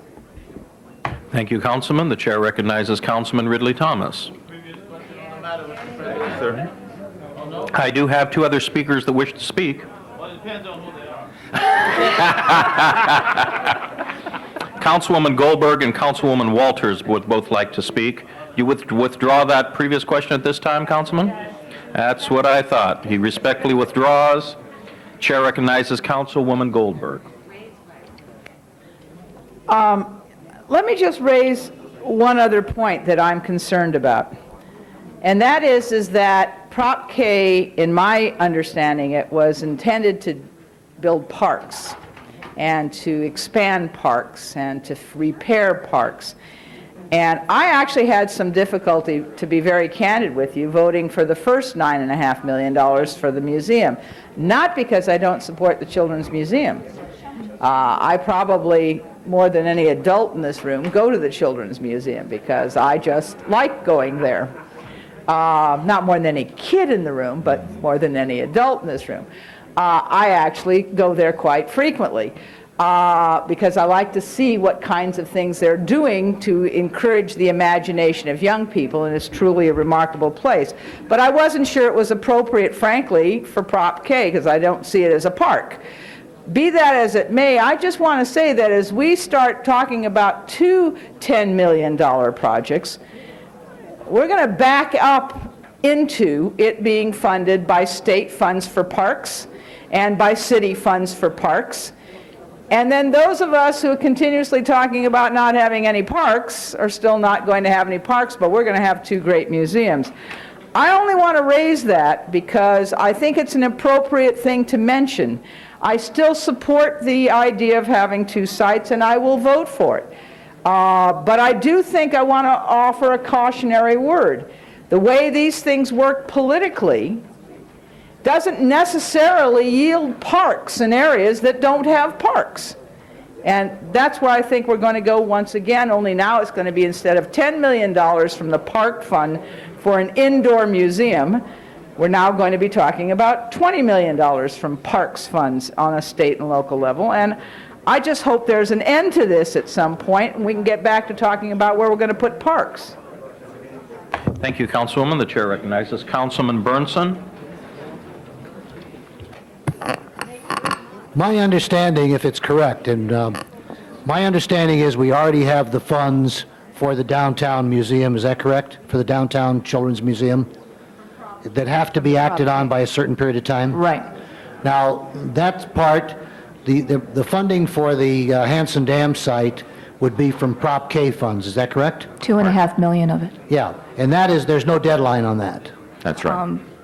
That's Rec and Parks has to act next year, so But they... there is they no need something. deadline on losing the funds. Correct. Okay. All right, I want to be very clear about this, okay? I do support what Mr. Padilla wants to do.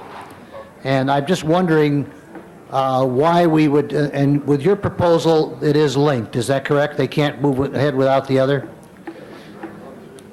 Okay, is the money there to do both?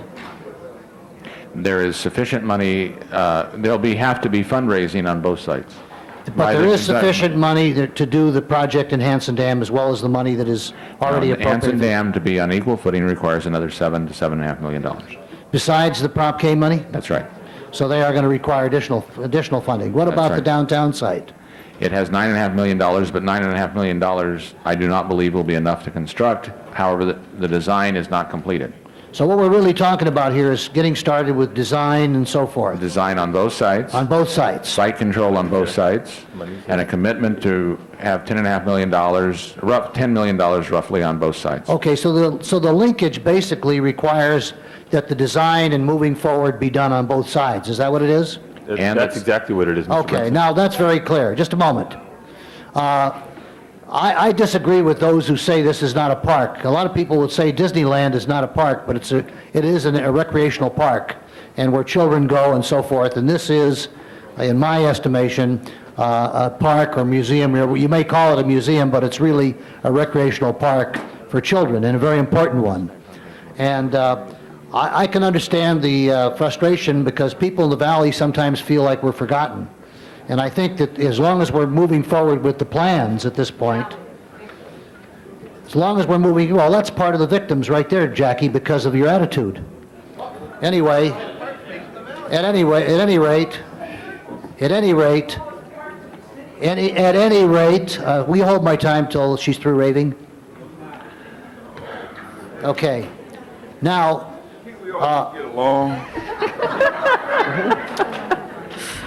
I haven't spoken till now, Mr. Holden, not like some people, but anyway, I wanted to find out what the real bottom line is here.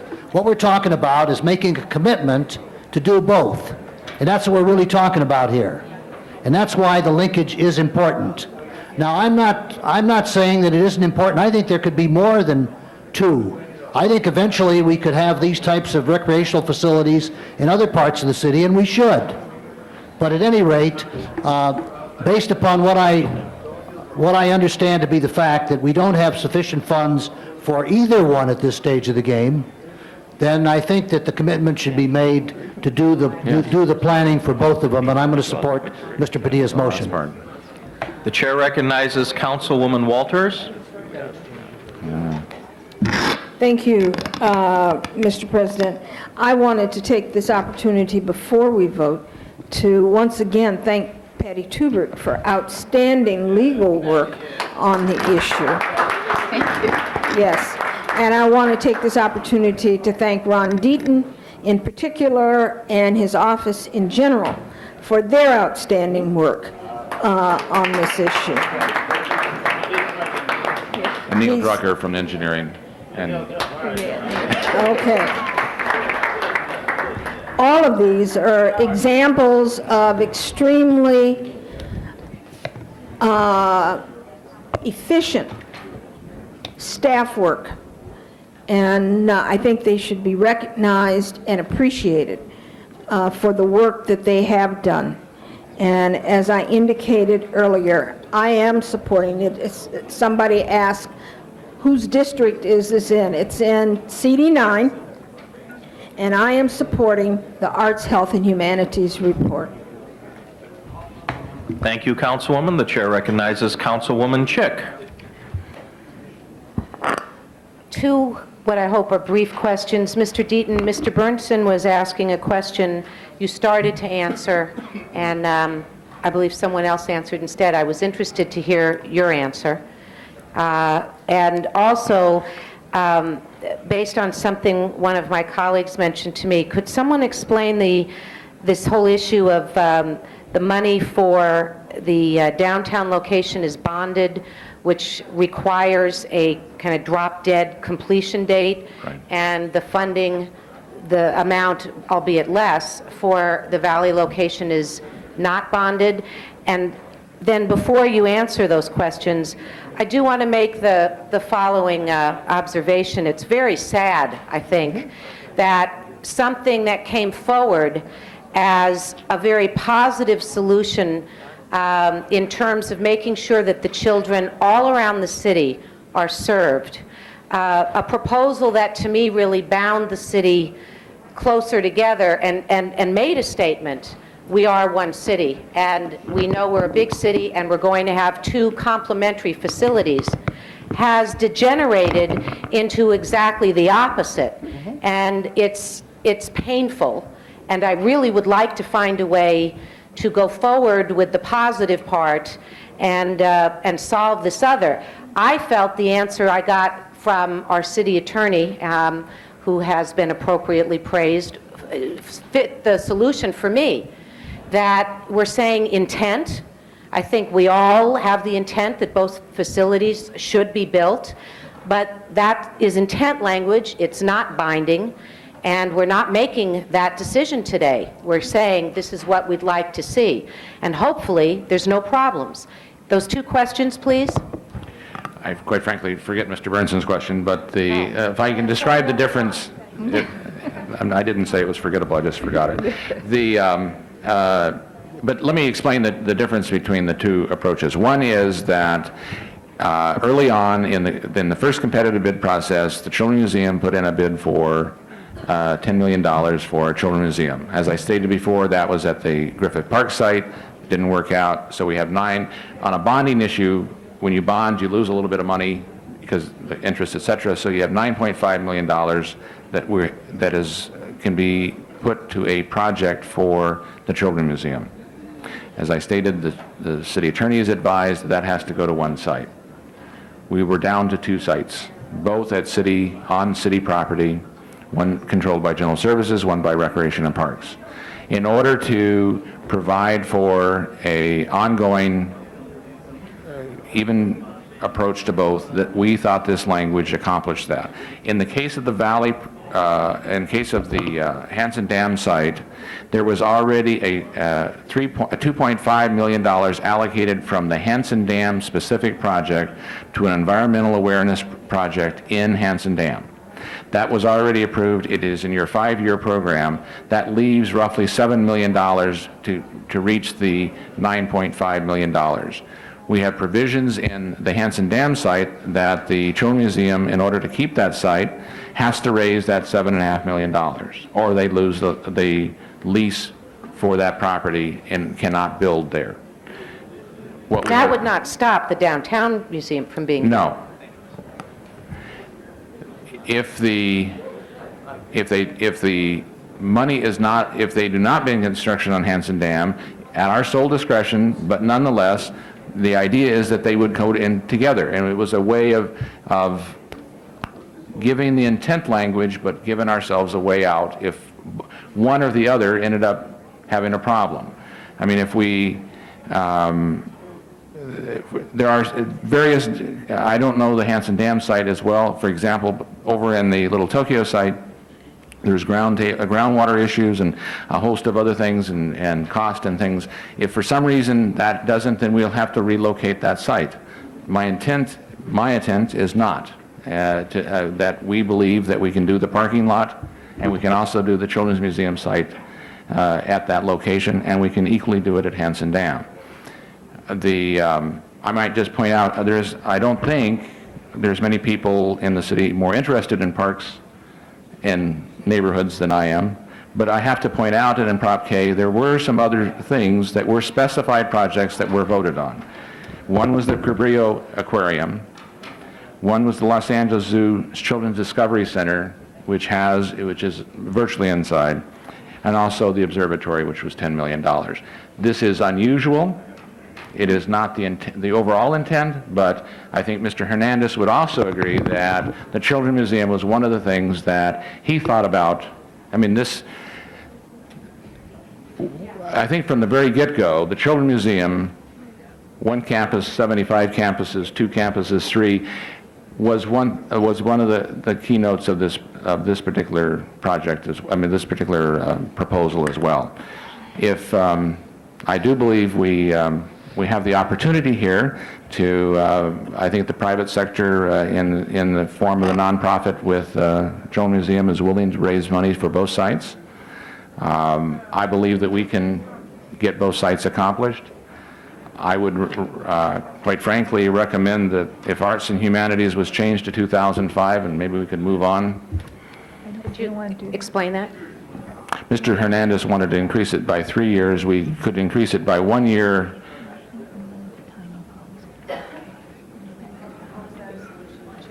It's automatic. Excuse me. We're going to lose it anyway. Okay. Yeah, everybody starts to lose if we don't get moving. Okay, thank you, Mr. Deaton. You're welcome. Thank you, Mrs. Chick. The chair recognizes Councilman Fewer. Thank you, Mr. President. That doesn't limit us. Thank you, Mr. President. Mr. Holden's the only member of our group here who actually has the little clock on his thing, so who knows what time it is. But in any event, here's what I want to do.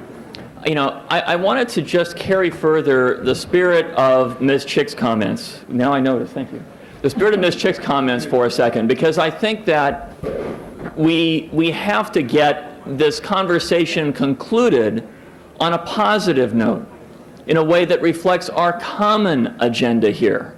And I'm emphasizing some of these words on purpose, because I think that every member of the City Council strongly supports a vigorous children's museum, one that is accessible to all kids. I think every member of the City Council is prepared to support, at least for the moment, 2 campuses for that children's museum, one downtown and one in Hanson Dam. And I think that every member of the City Council is prepared to focus our collective energies on having both move forward. On all those points, we can all agree. So the only question really is kind of a technical one, and perhaps that's where the meat of the discussion has to be, is on the relatively technical question as to how, at this moment, we both, because of uncertainties at both sites, we both preserve our options and at the same time express a strong commitment that has at least some teeth to it, that we want to move forward with both sites. And that's the conundrum, is because there are uncertainties, either financial at one site or site-specific on the other site, that cause us to be uptight about whether one or the other can really move forward at the same pace as the other site can. And Mr. Wood, isn't that sort of what the lay of the land is at the moment? That's exactly right. All right. And you know, maybe it's not precisely expressed in either report, although I guess, Alex and Mike, I think it's what about Mr. Deaton's recommendation that you say that I guess it would be the Arts Committee report, but Mike, it's 2005, and we call it a day, because it would be, then Patty says we can't do that? You can, but the problem is that your Prop K grant agreement is only 5 years, and if you're going to have problems, you want to know before the end of the 5-year period so you can do something about it. Well, all right, what if we amend that idea, include that idea, but amend it further to have reports periodically, either every 6 months or annually, to the full council on progress with regard to each site, so we can keep track of each site at least periodically, call it 6 months, at least every 6 months, so we're not surprised by anything along the way, but do 2005 and end up resolving this discussion with a sense of the collective view of the council that both of these are a good idea. Will the individuals who are closest to this abide by that approach? All right, well, you know, I'll move that as the ultimate amendment to all this stuff here, the last one, I hope, and let's call it a day. Alex, is that okay with you? All right, that's my, and that's a second, I take it, therefore, to the motion. Yeah. Okay. Chair recognizes Councilman Ridley Thomas. I just wanted to, Those famous words. Mr. Ridley Thomas, before you speak, did you want to give Mr. Hernandez 10 seconds? As a courtesy. 20 seconds, if you don't mind. Thank you, Mr. Ridley Thomas, because I assume you're going to call for the question. And members of the council, I will withdraw my motion to consider my report, and I'd like Mr. Deaton to extend that lease period to 2005 in terms of the bond issuance, because that's the reality. And I'm withdrawing my motion, clearly understanding that the principle I was trying to express has been expressed, and that there's a lot of distrust in this council. You know, I'm sorry that that's the way we have to approach things, but from my perspective, the goal is to get the children's museums built, and I don't want to impede that. Right. That's right. It's not mine versus yours, I just thought that the intent of Prop K was being abused when the kind of linkages that were being placed on it. And I thought the principle was important, and that's why I stood up for it. Thank you, Councilman. Mr. Ridley Thomas? Mr. President, I move the benediction on the entire matter. Thank you, Reverend. Now, we do have the following before us. That's what I wanted As to know. amended. We have, Mr. Hernandez, you have moved that your item be received and filed? No, I withdrew it. You withdrew, well, okay. And so what we have before us is the Arts, Health, and Humanities Committee report as amended by Mr. Fewer. Correct. Is there any objection to Mr. Fewer's And Mr. amendment? Can I get a clarification so that I'm sure I'm doing this right? Okay. It's change section 2.6, which is the termination for failure to proceed with the Hanson Dam site, to 5 years, but add to it 6-month progress reports to the council or a particular council committee. let it be to the council can delegate it to committees as the council wishes, so we're not surprised if problems emerge. And Mr. Yes, Fuhr's, on both sides. Mr. Fuhr's motion incorporated the year 2005 that Mr. Hernandez That's was correct. speaking. That's right. Okay. Here we go. What we have before us is the Arts, Health, and Humanities report as amended without objection by Mr. Fewer. Madam Clerk, clear the board, please? Madam Clerk, would you open the roll and tabulate the vote? 13 ayes. That item is approved forthwith. Yeah, thank you. That includes the Mr. ordinance? President? Hooray for the children of the city. That includes the ordinance? That includes the ordinance. All right. Mr. President? We are the world. Okay, here we go. Okay, that's 2 down, we're on a roll. You know, and I want to congratulate El Centro del Pueblo and their one site. Forthwith. Okay? Mr. President, I want to thank you for sending that forthwith because we are on a tight timeline. And I do want to take a minute to acknowledge some of the whole lot of people who were involved in getting us to this point, beginning with our city staff. Several were acknowledged already, the city attorney's office, our CLA's office, Neil Drucker specifically, who probably lost a lot of sleep on this, Recreation and Parks, even the library department Thank you, played a Mr. role in Padilla. this. The Children's Museum and the board, who's represented here by Doug Ring today, some of the community folks who have come to a number of meetings to testify on this, and really a special thank you to Councilmember Walters. Thank you, Mr. Padilla. I appreciate it. And Mr. Councilman Mr. Sanchez. President? Mr. Fuhrer? I'd like to thank the Academy for the opportunity to speak. But There we are. No, what I'd like to do actually is to ask you to take item 35 now, please. We can't? All right, you know, I'm overruled on that. Thank you very much. right. Madam Clerk, next item. Item number 2 in the required public hearing section. You have cards from the public on the item. Okay. Okay. We do have some folks that want to be heard on item number 2. Mr. Burnson, I realize we had a full public hearing yesterday in Plum, but this was advertised as a public hearing before the council.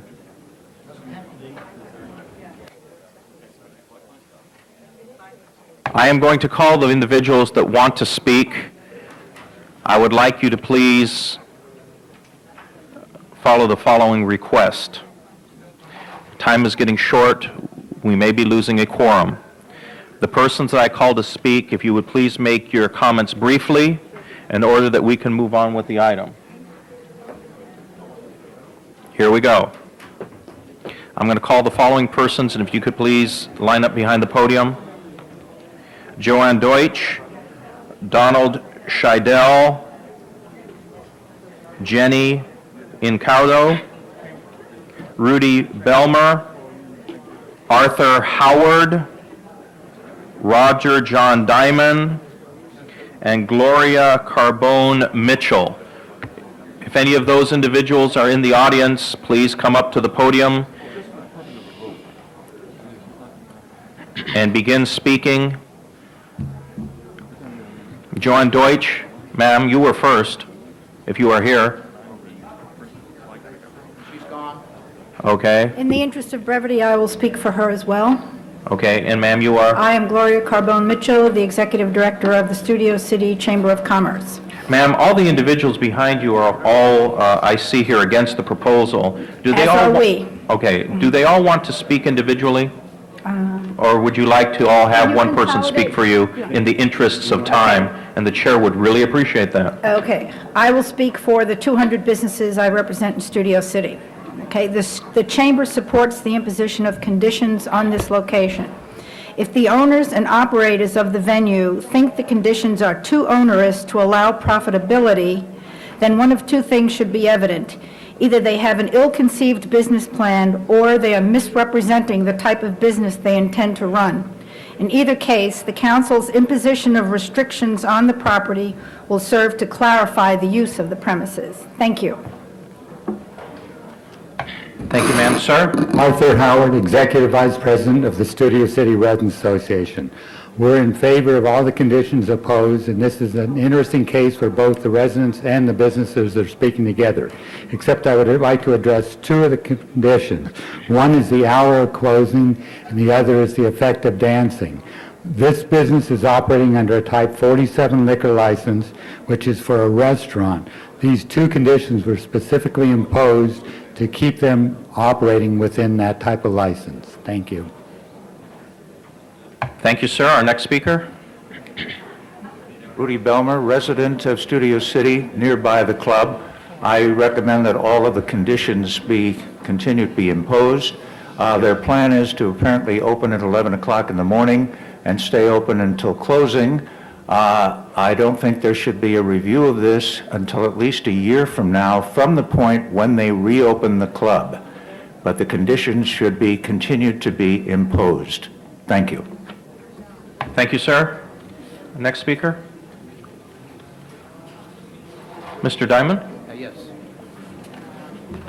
Honorable members of the City Council, my name is Roger Diamond. I'm the attorney for one of the appellants in this matter. Dr. Kreitzer operated this business for a number of years, but a few years ago he yielded management to a separate company that operated the business as an aftershock nightclub. That business was not operated properly, and the city initiated a proceeding. I don't believe anybody's listening right now. Is any... Okay. The city, however, has used the wrong legal tool to solve a problem that no longer exists. The business has been closed for a year. Basically, the city has abated the property, and the property is no longer a nuisance. A new owner wants to come in and open up a new business at the location, unrelated to the old business.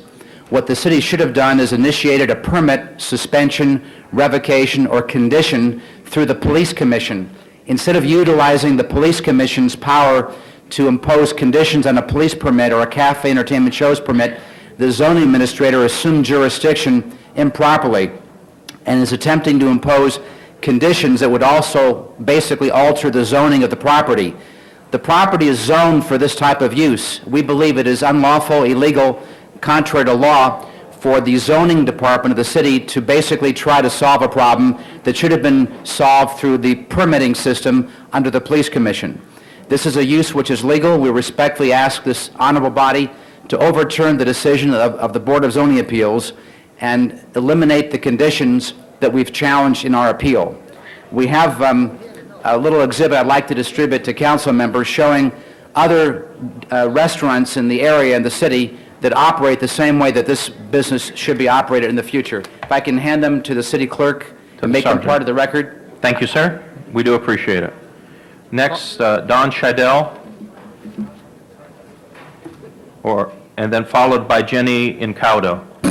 Just briefly, my name is Don Scheidel. I live at 3964 Tropical Drive, which is within 300 feet of the front door of the Aftershock. For the last 3.5 years as a resident there, and I've owned that property since 1969, it has been complete chaos and a hazard, as in certain reports that your body has read. And I'm in total agreement with Administrator Levine and his report, and I'll end it at that. Thank you, sir. Ms. Incaudo? Okay, thank you. Okay. We do have Mr. Weiss.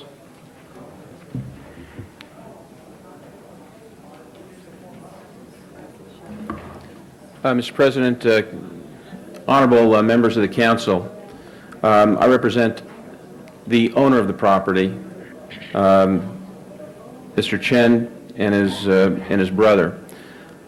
The point I think that it's important to bring to the council's attention today, this whole process was started in order to abate a public nuisance. That's what the city, that's what we're supposed to be doing. We're not supposed to be rezoning property, and we're not supposed to be issuing conditional use permits through the zoning process. Now, when the problem first came to my attention on behalf of the owner, because these earlier problems that were a public nuisance date back to 1996, when the problem came to my attention, the City Council ordered a review hearing in June of last year. In June of last year, undisputed fact is that the property, the Aftershock, was completely closed. It was closed permanently, basically at the owner's insistence as a result of the conduct and the actions that had occurred. As a consequence, what we have is a circumstance where the nuisance of which these citizens had legitimate complaints, that nuisance was 100% completely abated. When Mr. Levine held his hearing, there was no nuisance. The citizens, the staff reports that accompanied the review hearing stated, and this was an independent staff report, it stated that the complaints had dramatically decreased, that crimes had been substantially reduced in the area. I made a representation on behalf of my client that there would be a tenant in there that basically would be a public nuisance. Now, what would not be a public nuisance? That basically would operate in accordance with the law. Now, what we have in this circumstance is a situation where the city, through the zoning administrator, is attempting to use the public nuisance abatement process to rezone property. This the city cannot do.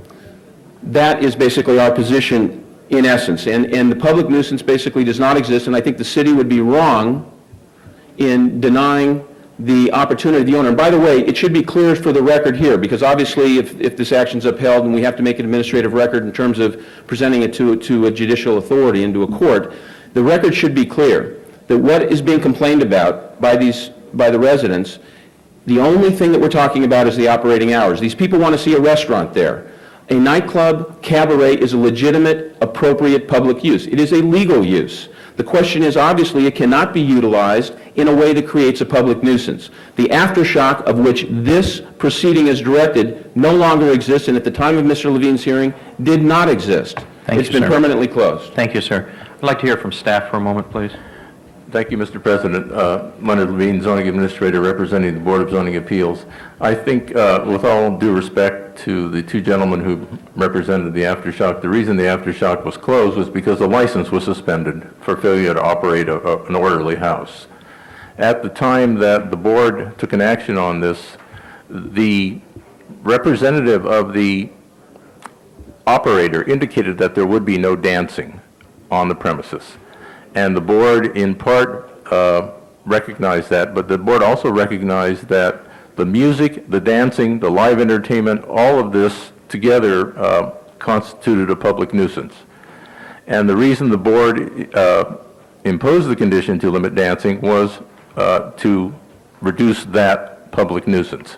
There was no assurance that the aftershock would not again reopen, and the board, in order to abate the nuisance, determined that certain conditions ought to be imposed on that operator or on the premises. And this is not a zoning issue. This is a nuisance abatement issue. This is a deemed approved conditional use, and the nuisance abatement process can reach and impose conditions and restrictions upon a deemed approved conditional use. Thank you, sir. Mr. Rowan and Mr. Dow, we will make your cards part of the file as part of the appeal. The chair recognizes Councilwoman Miskowski. Thank you, Mr. President. I'm presenting the Planning and Land Use Management Committee report, which was unanimous. It was a 3-0 vote, which did affirm the decision of the zoning administrator as augmented by the Board of Zoning Appeals and upheld. There was consistency between the zoning administrator and the BZA, except that the BZA added specifically condition number 21, which says dancing shall be prohibited on the subject site. That is mandated, that is a condition, and that is something we were looking to enforce. Mr. Levine has indicated that this is not a police action. This is a land use action, and we have the ability, in fact, had the ability in the past, when there were problems, to look at the site and cause the zoning administrator and BZA to be involved. Make no bones about it, the police department was involved and the alcoholic beverage control was involved as well under the previous operation. That is not what is in front of us. What is in front of us today is a site. Were it to go forward, were there to be a new operator on the site, should there be some legitimate land use impositions and conditions. Given the history of the site, given some of the problems that occurred, these conditions are properly imposed by way of a land use determination, and we are looking and recommending unanimously the denial of the appeal. On the chance that the operator comes in, operates well, deals with an older, more mature crowd, which is what is planned. We have both in this case a plan review that would be mandated within 1 year, but also gave the option by way of the committee report that within 6 months of being open and operating, if in fact there are no problems, if in fact the vice and the police department and the neighborhood community and the business community agree that this has been a viable, good new business opening within the community and no problems, that under that plan review there can be perhaps a lessening or a review of some of the conditions which the future operator might feel he has earned the right to cause for reconsideration. But given what we have before us, given that the zoning administrator recommended, the BZA recommended, and I did want to reaffirm that the dancing was not a voluntary condition, that was a condition imposed by the BZA. Is that correct, Mr. Levine? That is correct. Okay. Then, given that I am moving the recommendation, unanimous recommendation of the Planning and Land Use Management Committee report, which establishes reasonable conditions under which this site could reopen with this kind of operation, subject to these conditions, which deals primarily with nighttime restrictions in terms of late hours, no dancing, and just the normal kind of conditions, such as security and relationships with the police department and the community to make sure that no future problems occur. Thank you, Councilwoman. The chair recognizes Councilman Burnson. Yes, Mr. President, members of the council, Cindy has given a very good description of exactly what transpired yesterday. I would just add one comment, so we clarify the record that one of the testimonies said for the record. I would remind everybody that the conditional, even a deemed to be conditional use, goes with the land, not with the operator, the owner, or whatever. It goes with the land. And any conditions, or if a situation where an abatement procedure took place, that also goes with the land. So I just wanted to state that on the record, and I would urge an aye vote on the committee report. Okay, we do have item number 2 before us. Seeing no other council members that wish to speak, Madam Clerk, would you open the roll on item number 2 and tabulate the vote? 12 ayes. Okay, that item is approved forthwith. Next item. Item number 4 is also a public hearing item. I need a motion from the floor to grant the application. It's a public convenience or necessity. Okay. Councilwoman Miskowski, would you like to move item number 4? It's actually in... yes, I'm happy to move that. It's an alcohol sales off-site in CD 12 at the Northridge Fashion Center, but I don't think we've heard any problem with that, so I'll move it. Okay. Anyone like to speak on item number 4?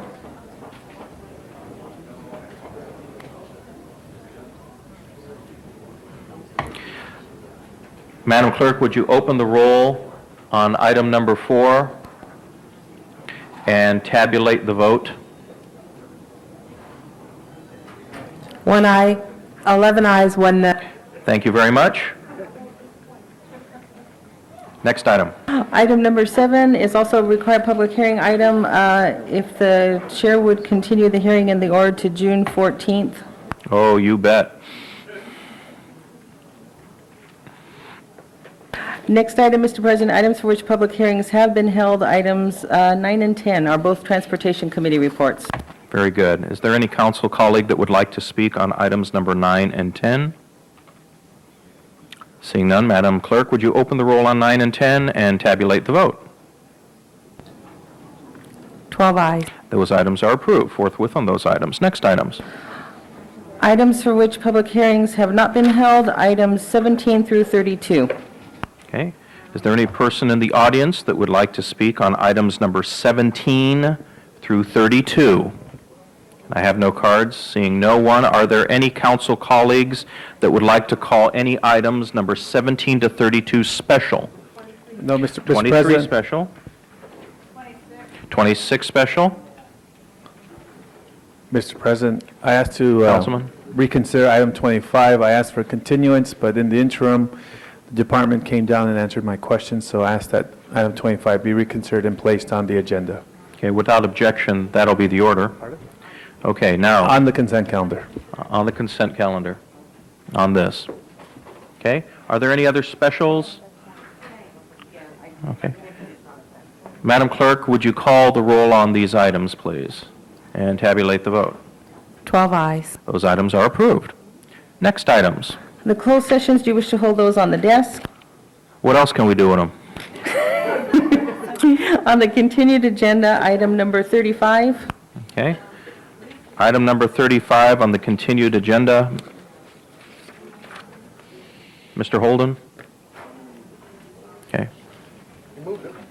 Okay. Mr. Holden moves on item number 35. Is there anyone who'd like to speak on item number 35? No, I just rise to ask for a forthwith on 20 when the time is right for you, Mr. President. Forthwith on 21.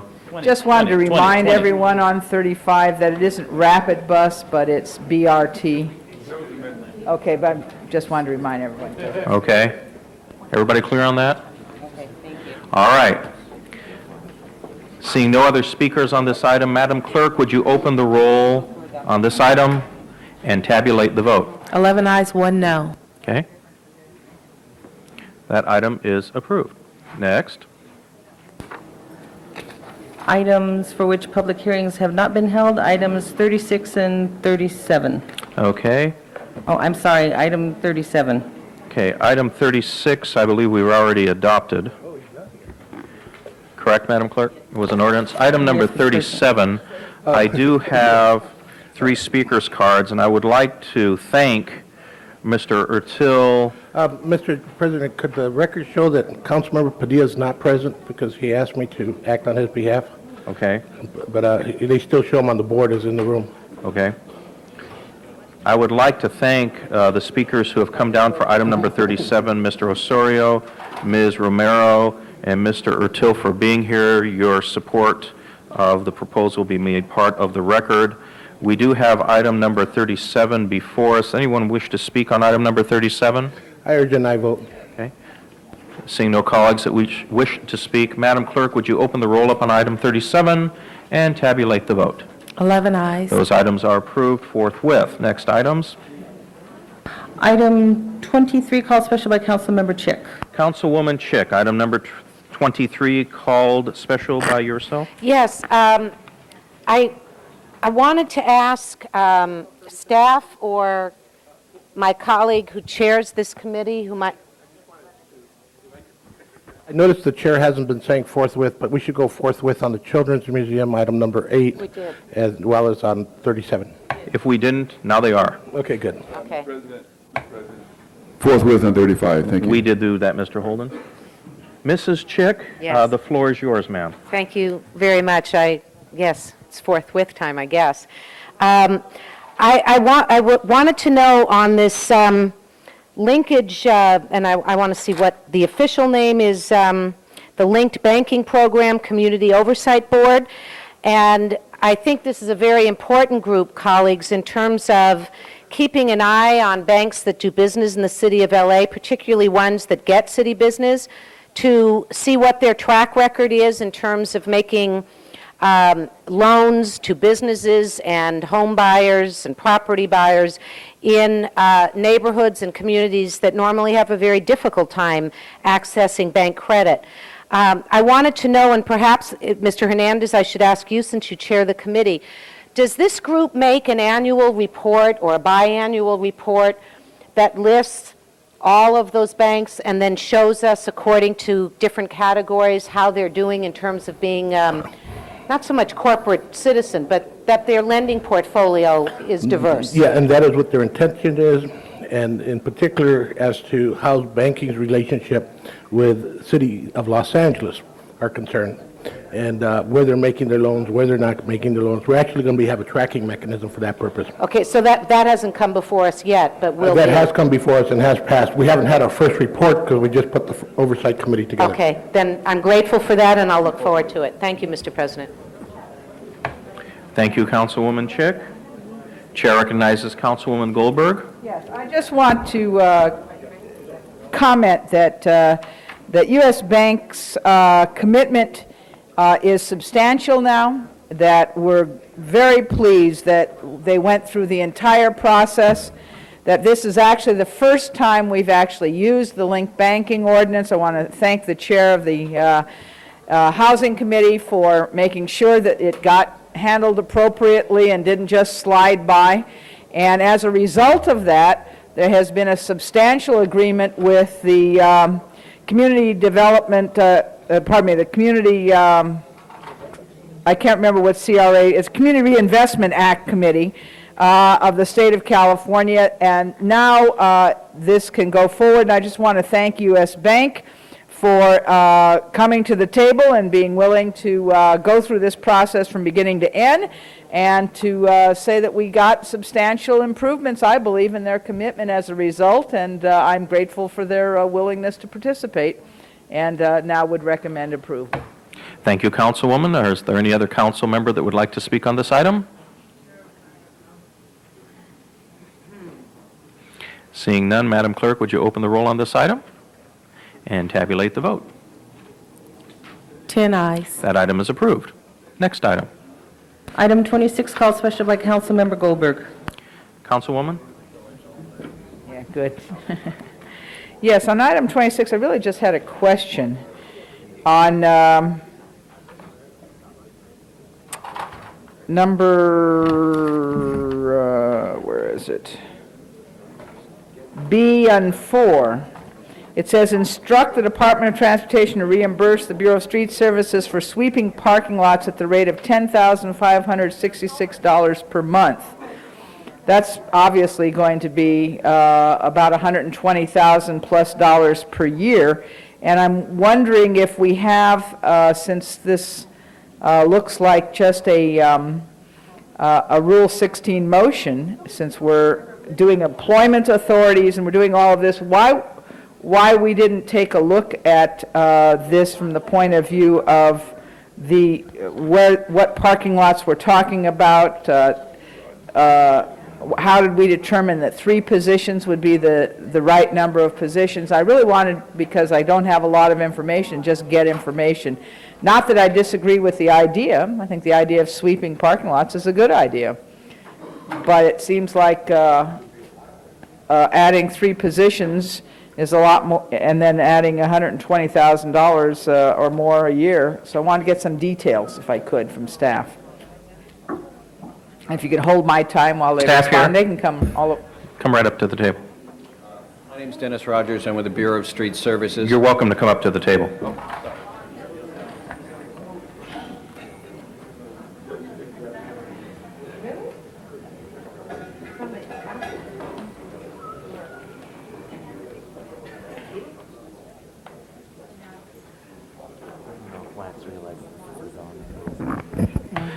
Go right ahead if you could answer the councilwoman's questions. Good morning. My name's Dennis Rogers. I'm with the Bureau of Street Services, and I'm here with a representative from the Department of Transportation. Good morning. Which parking lots are going to be swept? The parking lots that are under the management of the Department of Transportation. All of them? All of them. Oh, that's interesting. That's great. Okay, and they will all be swept how often? We have a schedule of sweeping, but mostly they will be swept at least once a week. So all parking lots will be swept once a week? Yes, at least. Okay. There are those that are to be swept 3 times or twice, depending on the usage. Okay, so of these large lots with more active in and out and things drop will be swept? Yes, madam. Okay. And you don't need any new equipment, you just need 3 positions? The equipment is included. There's a lease of a sweeper that was designed to meet the current specs for picking up debris. Okay, and the source of the money for this is within the existing budgets. So we're doing this, what's the total cost of all of this together? I think it's about $120,000 a year. It's almost the same amount that we are spending right now in the cleaning of these parking lots by private contractor. I see. So you're bringing this in-house, and you're going, so we're already doing this service, you're just bringing this in-house? Yes, madam. Sounds like a good idea. Thank you very much. I just didn't know what this was, but it looked like a good idea to sweep them. I didn't know we were doing this by private contract. Thank you very much. Thank you, Councilwoman. Anyone else wish to speak on this item? Item number 26. Seeing none, Madam Clerk, would you open the roll and tabulate the vote? 10 ayes. That item is approved forthwith. Next item.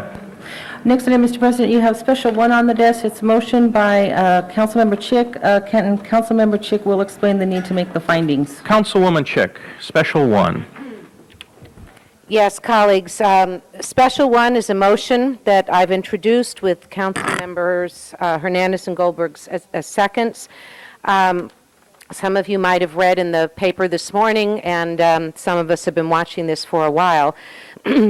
As we near the deadline for Superintendent Cortinas to end his temporary period of service, and moving closely to the June 5th deadline, of hiring a new superintendent, in the theme that has been put forward both in our new charter and over again in this body, of trying to open government up to the public, to, in the most forthright way possible, share relevant and important information. And certainly, the choice of a new superintendent for our school district is very important. Because of the deadline of June 5th, the target date for hiring, in order for the school district to have a public participation process, time is of the essence, and that is why I'm asking for us to consider this today. Thank you, Councilwoman Chick. The chair recognizes Councilwoman Goldberg. You know what we should do is probably vote on the findings before we go into anything else. Okay, so at this time, let us vote on the findings on Special 1. Madam Clerk, would you open the roll and tabulate the vote? 10 ayes. Okay, now the item is before us. May I just very briefly, before Councilmember Goldberg speaks, since that was on the findings, and I'd like to explain the motion just slightly further? Sure, no problem. Thank you. You're very accommodating today, Mr. President. Colleagues, I'm very aware, as you are, that it is the school board that makes the decision of who the next superintendent will be, and I in no way mean to interfere with their ability to make that decision. However, I feel very strongly that there's a variety of ways to include the public, not in making the choice for the board, but in sharing information and in the ability, for instance, for the school district to use, as we use our Channel 35, for them to use their public access station, to give time, for instance, to finalist candidates to present their vision to the public, to show the public what the criteria are that the board is using, and a variety of other important pieces of information that could and should be shared on a subject that is so important to so many people that live in this city. So I look for your support. I think it's a necessary message for us to send and not an adversarial one. Thank you, Councilwoman. The chair recognizes Councilwoman Goldberg. Yes, actually, I'd actually like to perhaps amend this just slightly, because my interest is less that they have large public meetings, which may not be possible in the amount of time possible, but that people get information.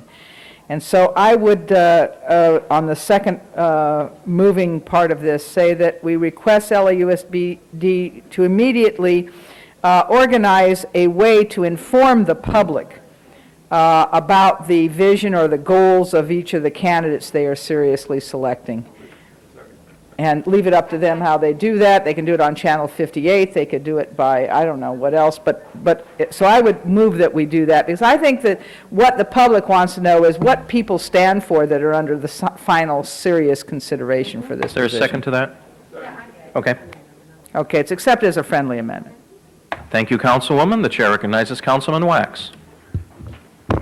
I actually, to be honest, prefer the motion the way Ms. Chick introduced it, which could include the information. I mean, I certainly think Ms. Goldberg is right in asking for the information. Public participation. But I actually believe in an even broader concept of that.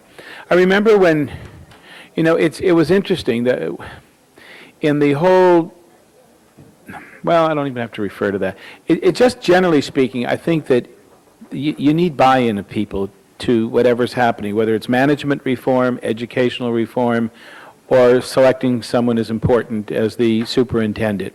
And I don't think you get buy-in when people feel they're left out, when people feel they have no way for input. And I think that there should be a process whereby first the information is made available, and then secondly, people have a chance to weigh in.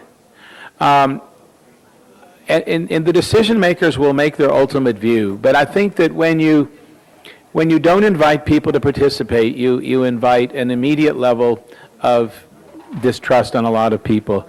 And I really, I don't see Ms. Goldberg's motion being inconsistent with Ms. Chick's. I just don't want it to limit it to that. I think that the information should be made available, but I would like her original language of then allowing people, communities of interest, to have an opportunity to express themselves based upon that information and any other information they want to bring forward to it. I just think it's really important, and I think it's important in a school system perhaps as much as in any.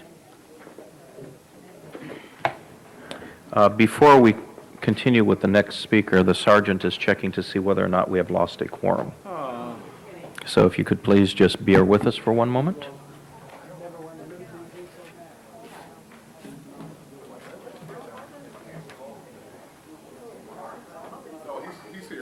Okay, we still have a quorum. The chair recognizes Councilwoman Walters. Thank you very much, Mr. Chair. I'm going to oppose this motion, and I'm going to oppose it because of all the people who are here. Only 2 of us who are here have been through the process of selecting a superintendent.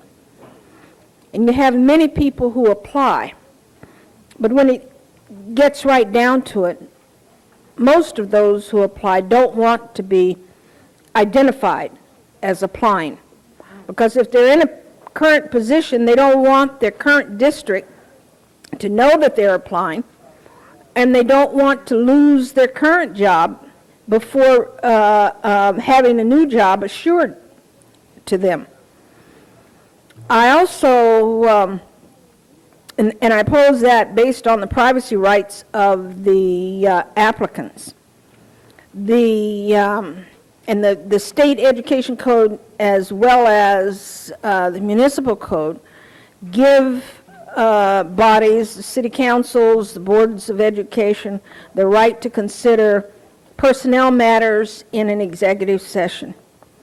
The second reason that I oppose it, and there are other districts who have done this beside Los Angeles. Actually, I only know of one other district who did it beside Los Angeles last time. It becomes a dog and pony show. It turns into just a circus. And it's like a candidate's night. You see how many you can turn out. You turn out your own supporters, and that's it. I don't think that a public meeting process is the best way to choose a superintendent. Now, Ms. Goldberg's suggestion about supplying information in whatever way the district determines is best about the candidate who is chosen, or about the finalist if they're willing to release that information to the public. I think there's an expectation of privacy here that we should not change. And when a person gets down to the short list and then they're told that we're going to take this show on the road, or we're going to have public hearings, then the person may still be put in a very disadvantaged position, because they didn't apply with the idea in mind that there were going to be public hearings, and it should have been disclosed to them. Otherwise, they're at a disadvantage and may lose the current position that they have while not getting the future position for which they're applying. So I really believe that this motion is, while being well motivated, it is not the result that we would want to happen, and I'm urging a no vote on the portion of the motion about the public meetings. Asking the board to devise a way to release to the public information is another thing entirely. Thank you, Councilwoman. The chair recognizes Councilman Hernandez. You know, members of the council, I agree with what Ms. Goldberg said, and what Ms. Walters says, and also the spirit of the motion.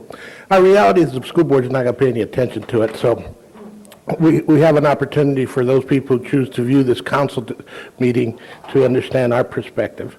And if anybody in the media was to pick it up.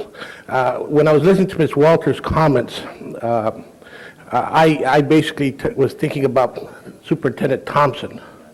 And then I was thinking about Superintendent Zacarias, and the fact that there was a lot of public dialogue in the selection of those superintendents. And the school board made its ultimate decisions, but at least they heard public dialogue. In this case, you have a whole new school board. That, from my perspective, many of the decisions are made before there's any consideration of public. This school district, to me, this board, has been appalling in its decision-making process. And I need to share with you that as I'm dealing with sites that are blighted right now, that the school district has tied down and is not maintaining, as I'm dealing with the public debate that is going on with potential sites for Belmont, and the way the school district is approaching that debate and telling the community what they're going to do, and their decision not to build Belmont, and hearing board members like Caprice Young actually say, we can't build Belmont because there's no money, and you give us the money, but then when they talk about high schools in the valley, she says, we got to find the money.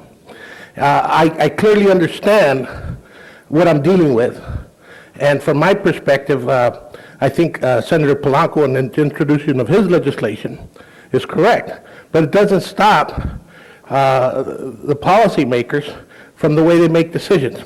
And we know that decisions are being made just with the pool of who they're considering for superintendent.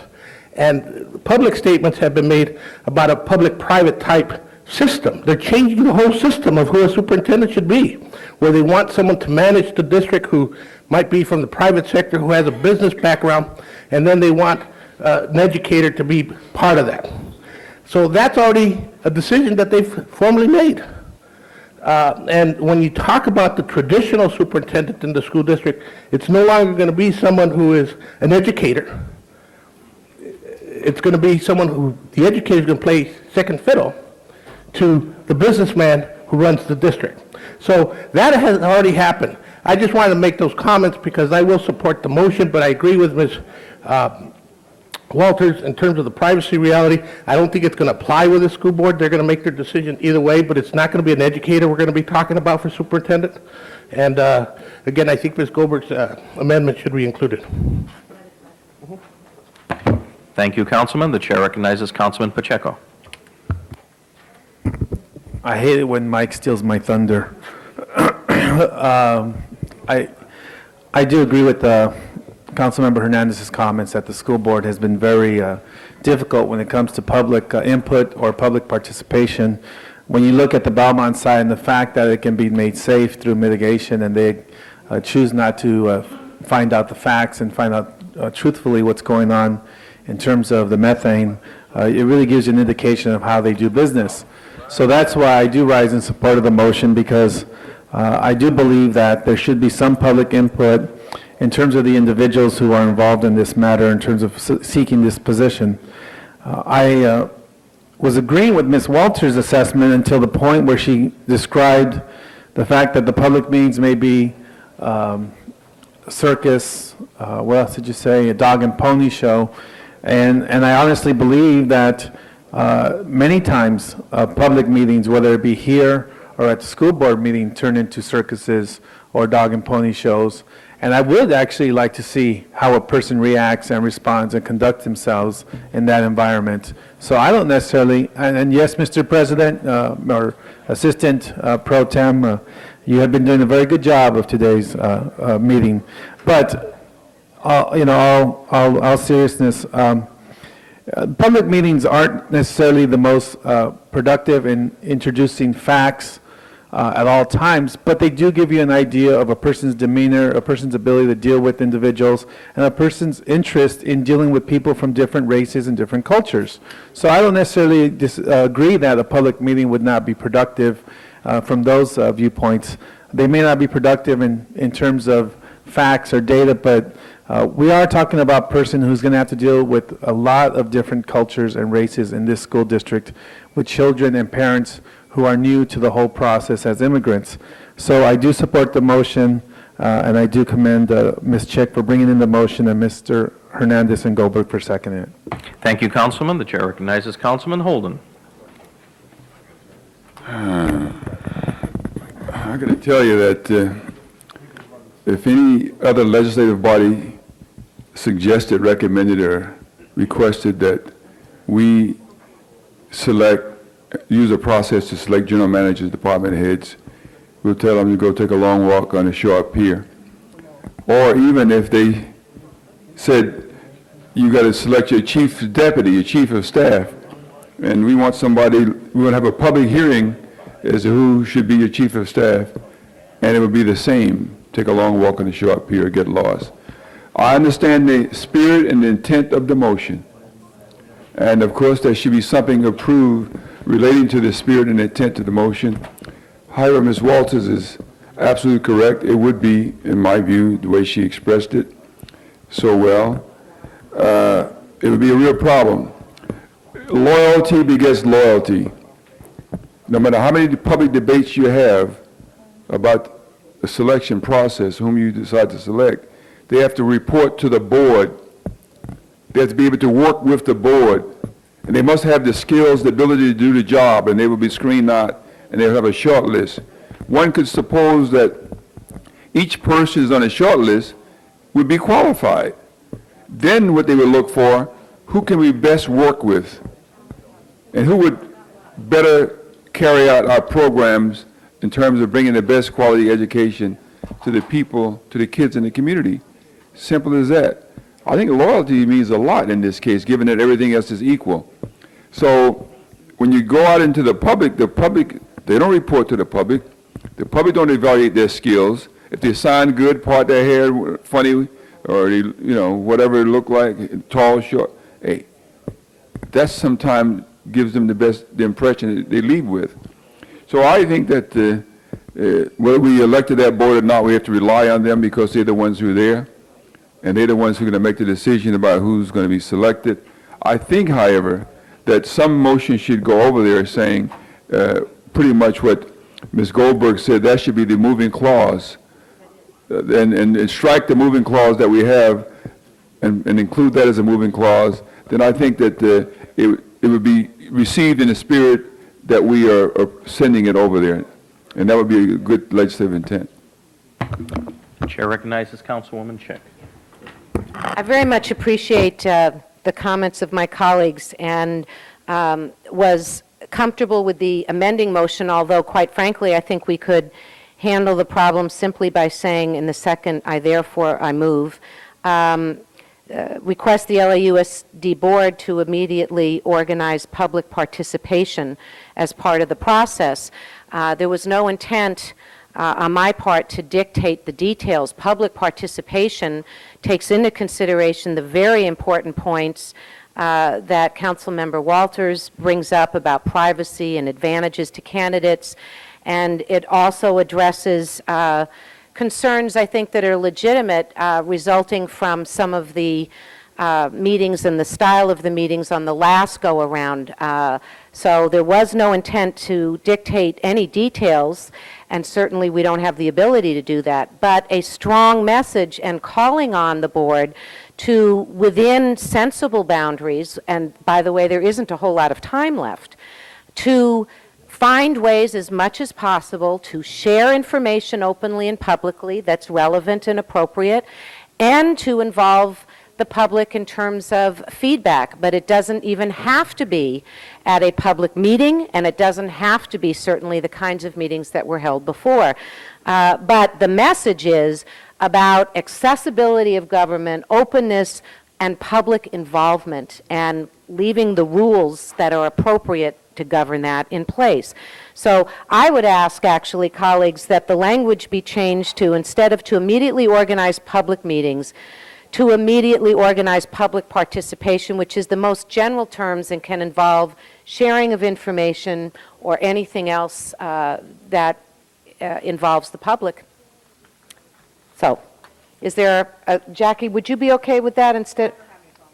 All right, so I move that we amend it in that way, take out any discussion of meetings, and simply put public participation, and the details are left up to the school board. They are anyway.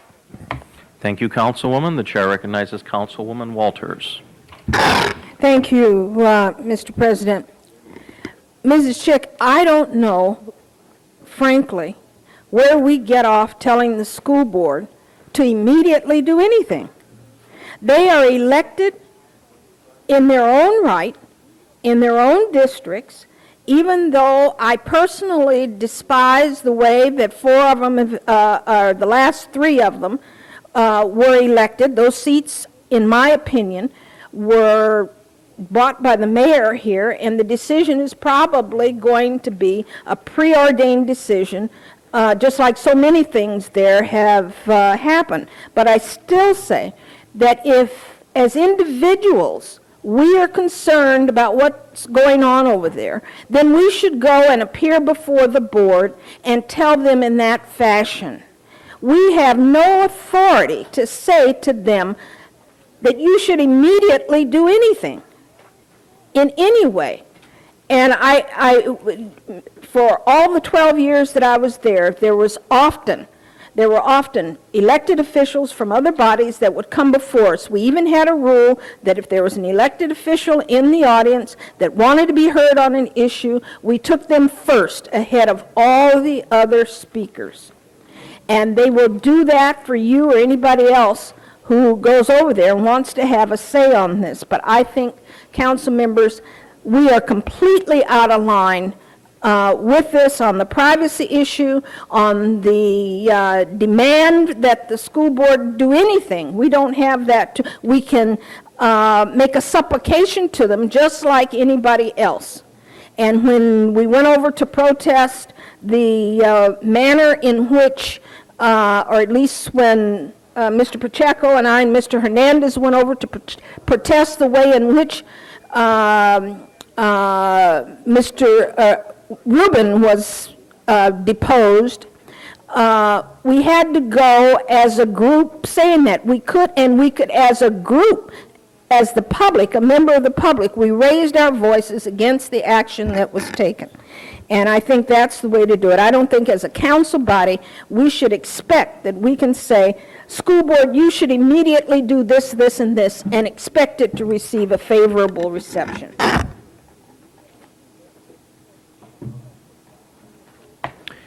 Thank you, Councilwoman. The chair recognizes Councilman Pacheco. I just can't wholeheartedly or more significantly disagree with Ms. Walters in that we are a body that can convey a message, and I do not expect them to necessarily agree with our message, but I think we have every right as a body to convey a message. And the only reason it's immediate is because the reports in the newspapers made it seem like it was a short window of opportunity to convey this message. I don't think we're trying to to give them a directive in the sense that we control them. We know that that's not our place. But one of the things that I do fundamentally disagree with the school board is that they are running a public institution which requires public input. We here run a public institution.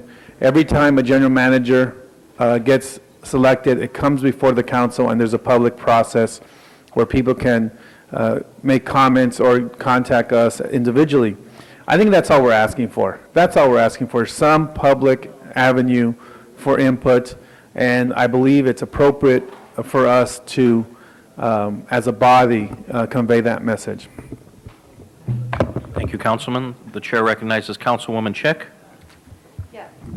Just a final clarification that this is a request communication, not a demand, and I believe that we do communications like this on a regular basis with other elected bodies, even the school district. I know there's several motions that have gone in from different colleagues on their coming before us to present plans on locating schools and a variety of other things. So, well, the immediately is simply in line with their timeline of June 5th. But, you know, look, colleagues, the message stays the same whether it's public participation or public meetings. We know we can't dictate to the school district. We're suggesting to them that they have more public debate or more public sharing of information. I spoke with School Board President Janethia Hayes this morning. I faxed the motion over to all of them. And of course, elected officials are never particularly eager to have anyone make suggestions to them. But she understands what the motion says, and, you know, we will continue to work closely and well together, both the two of us as separate human beings and the City Council and the School Board. We have too much to share at stake. Thank you, Councilwoman. Seeing no other member that wishes to speak, this item is now before us. Madam...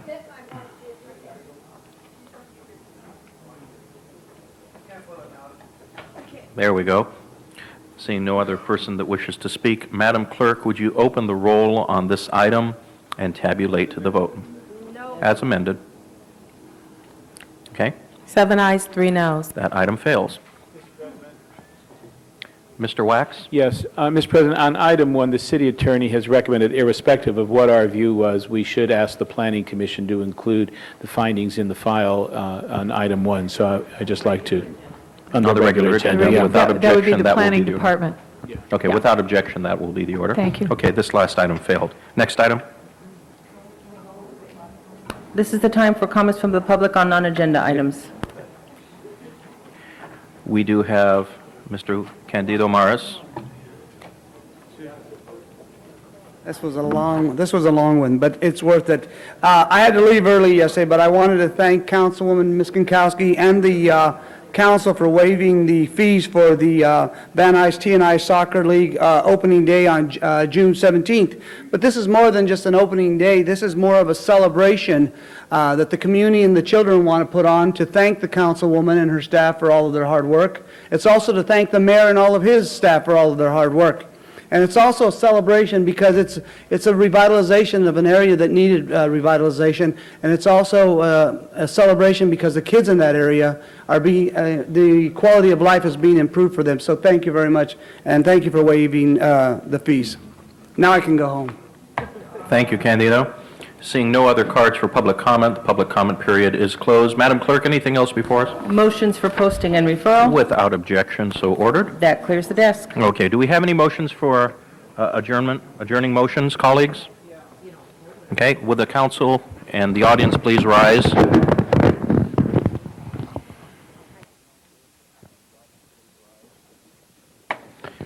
Chair recognizes Councilman Wax.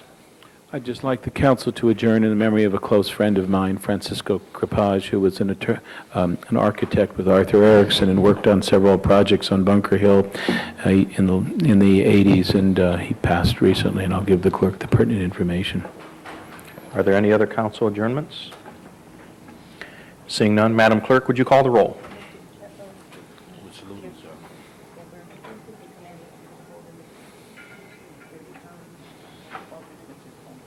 Thank you. Seeing no further business before the City Council, this council is adjourned.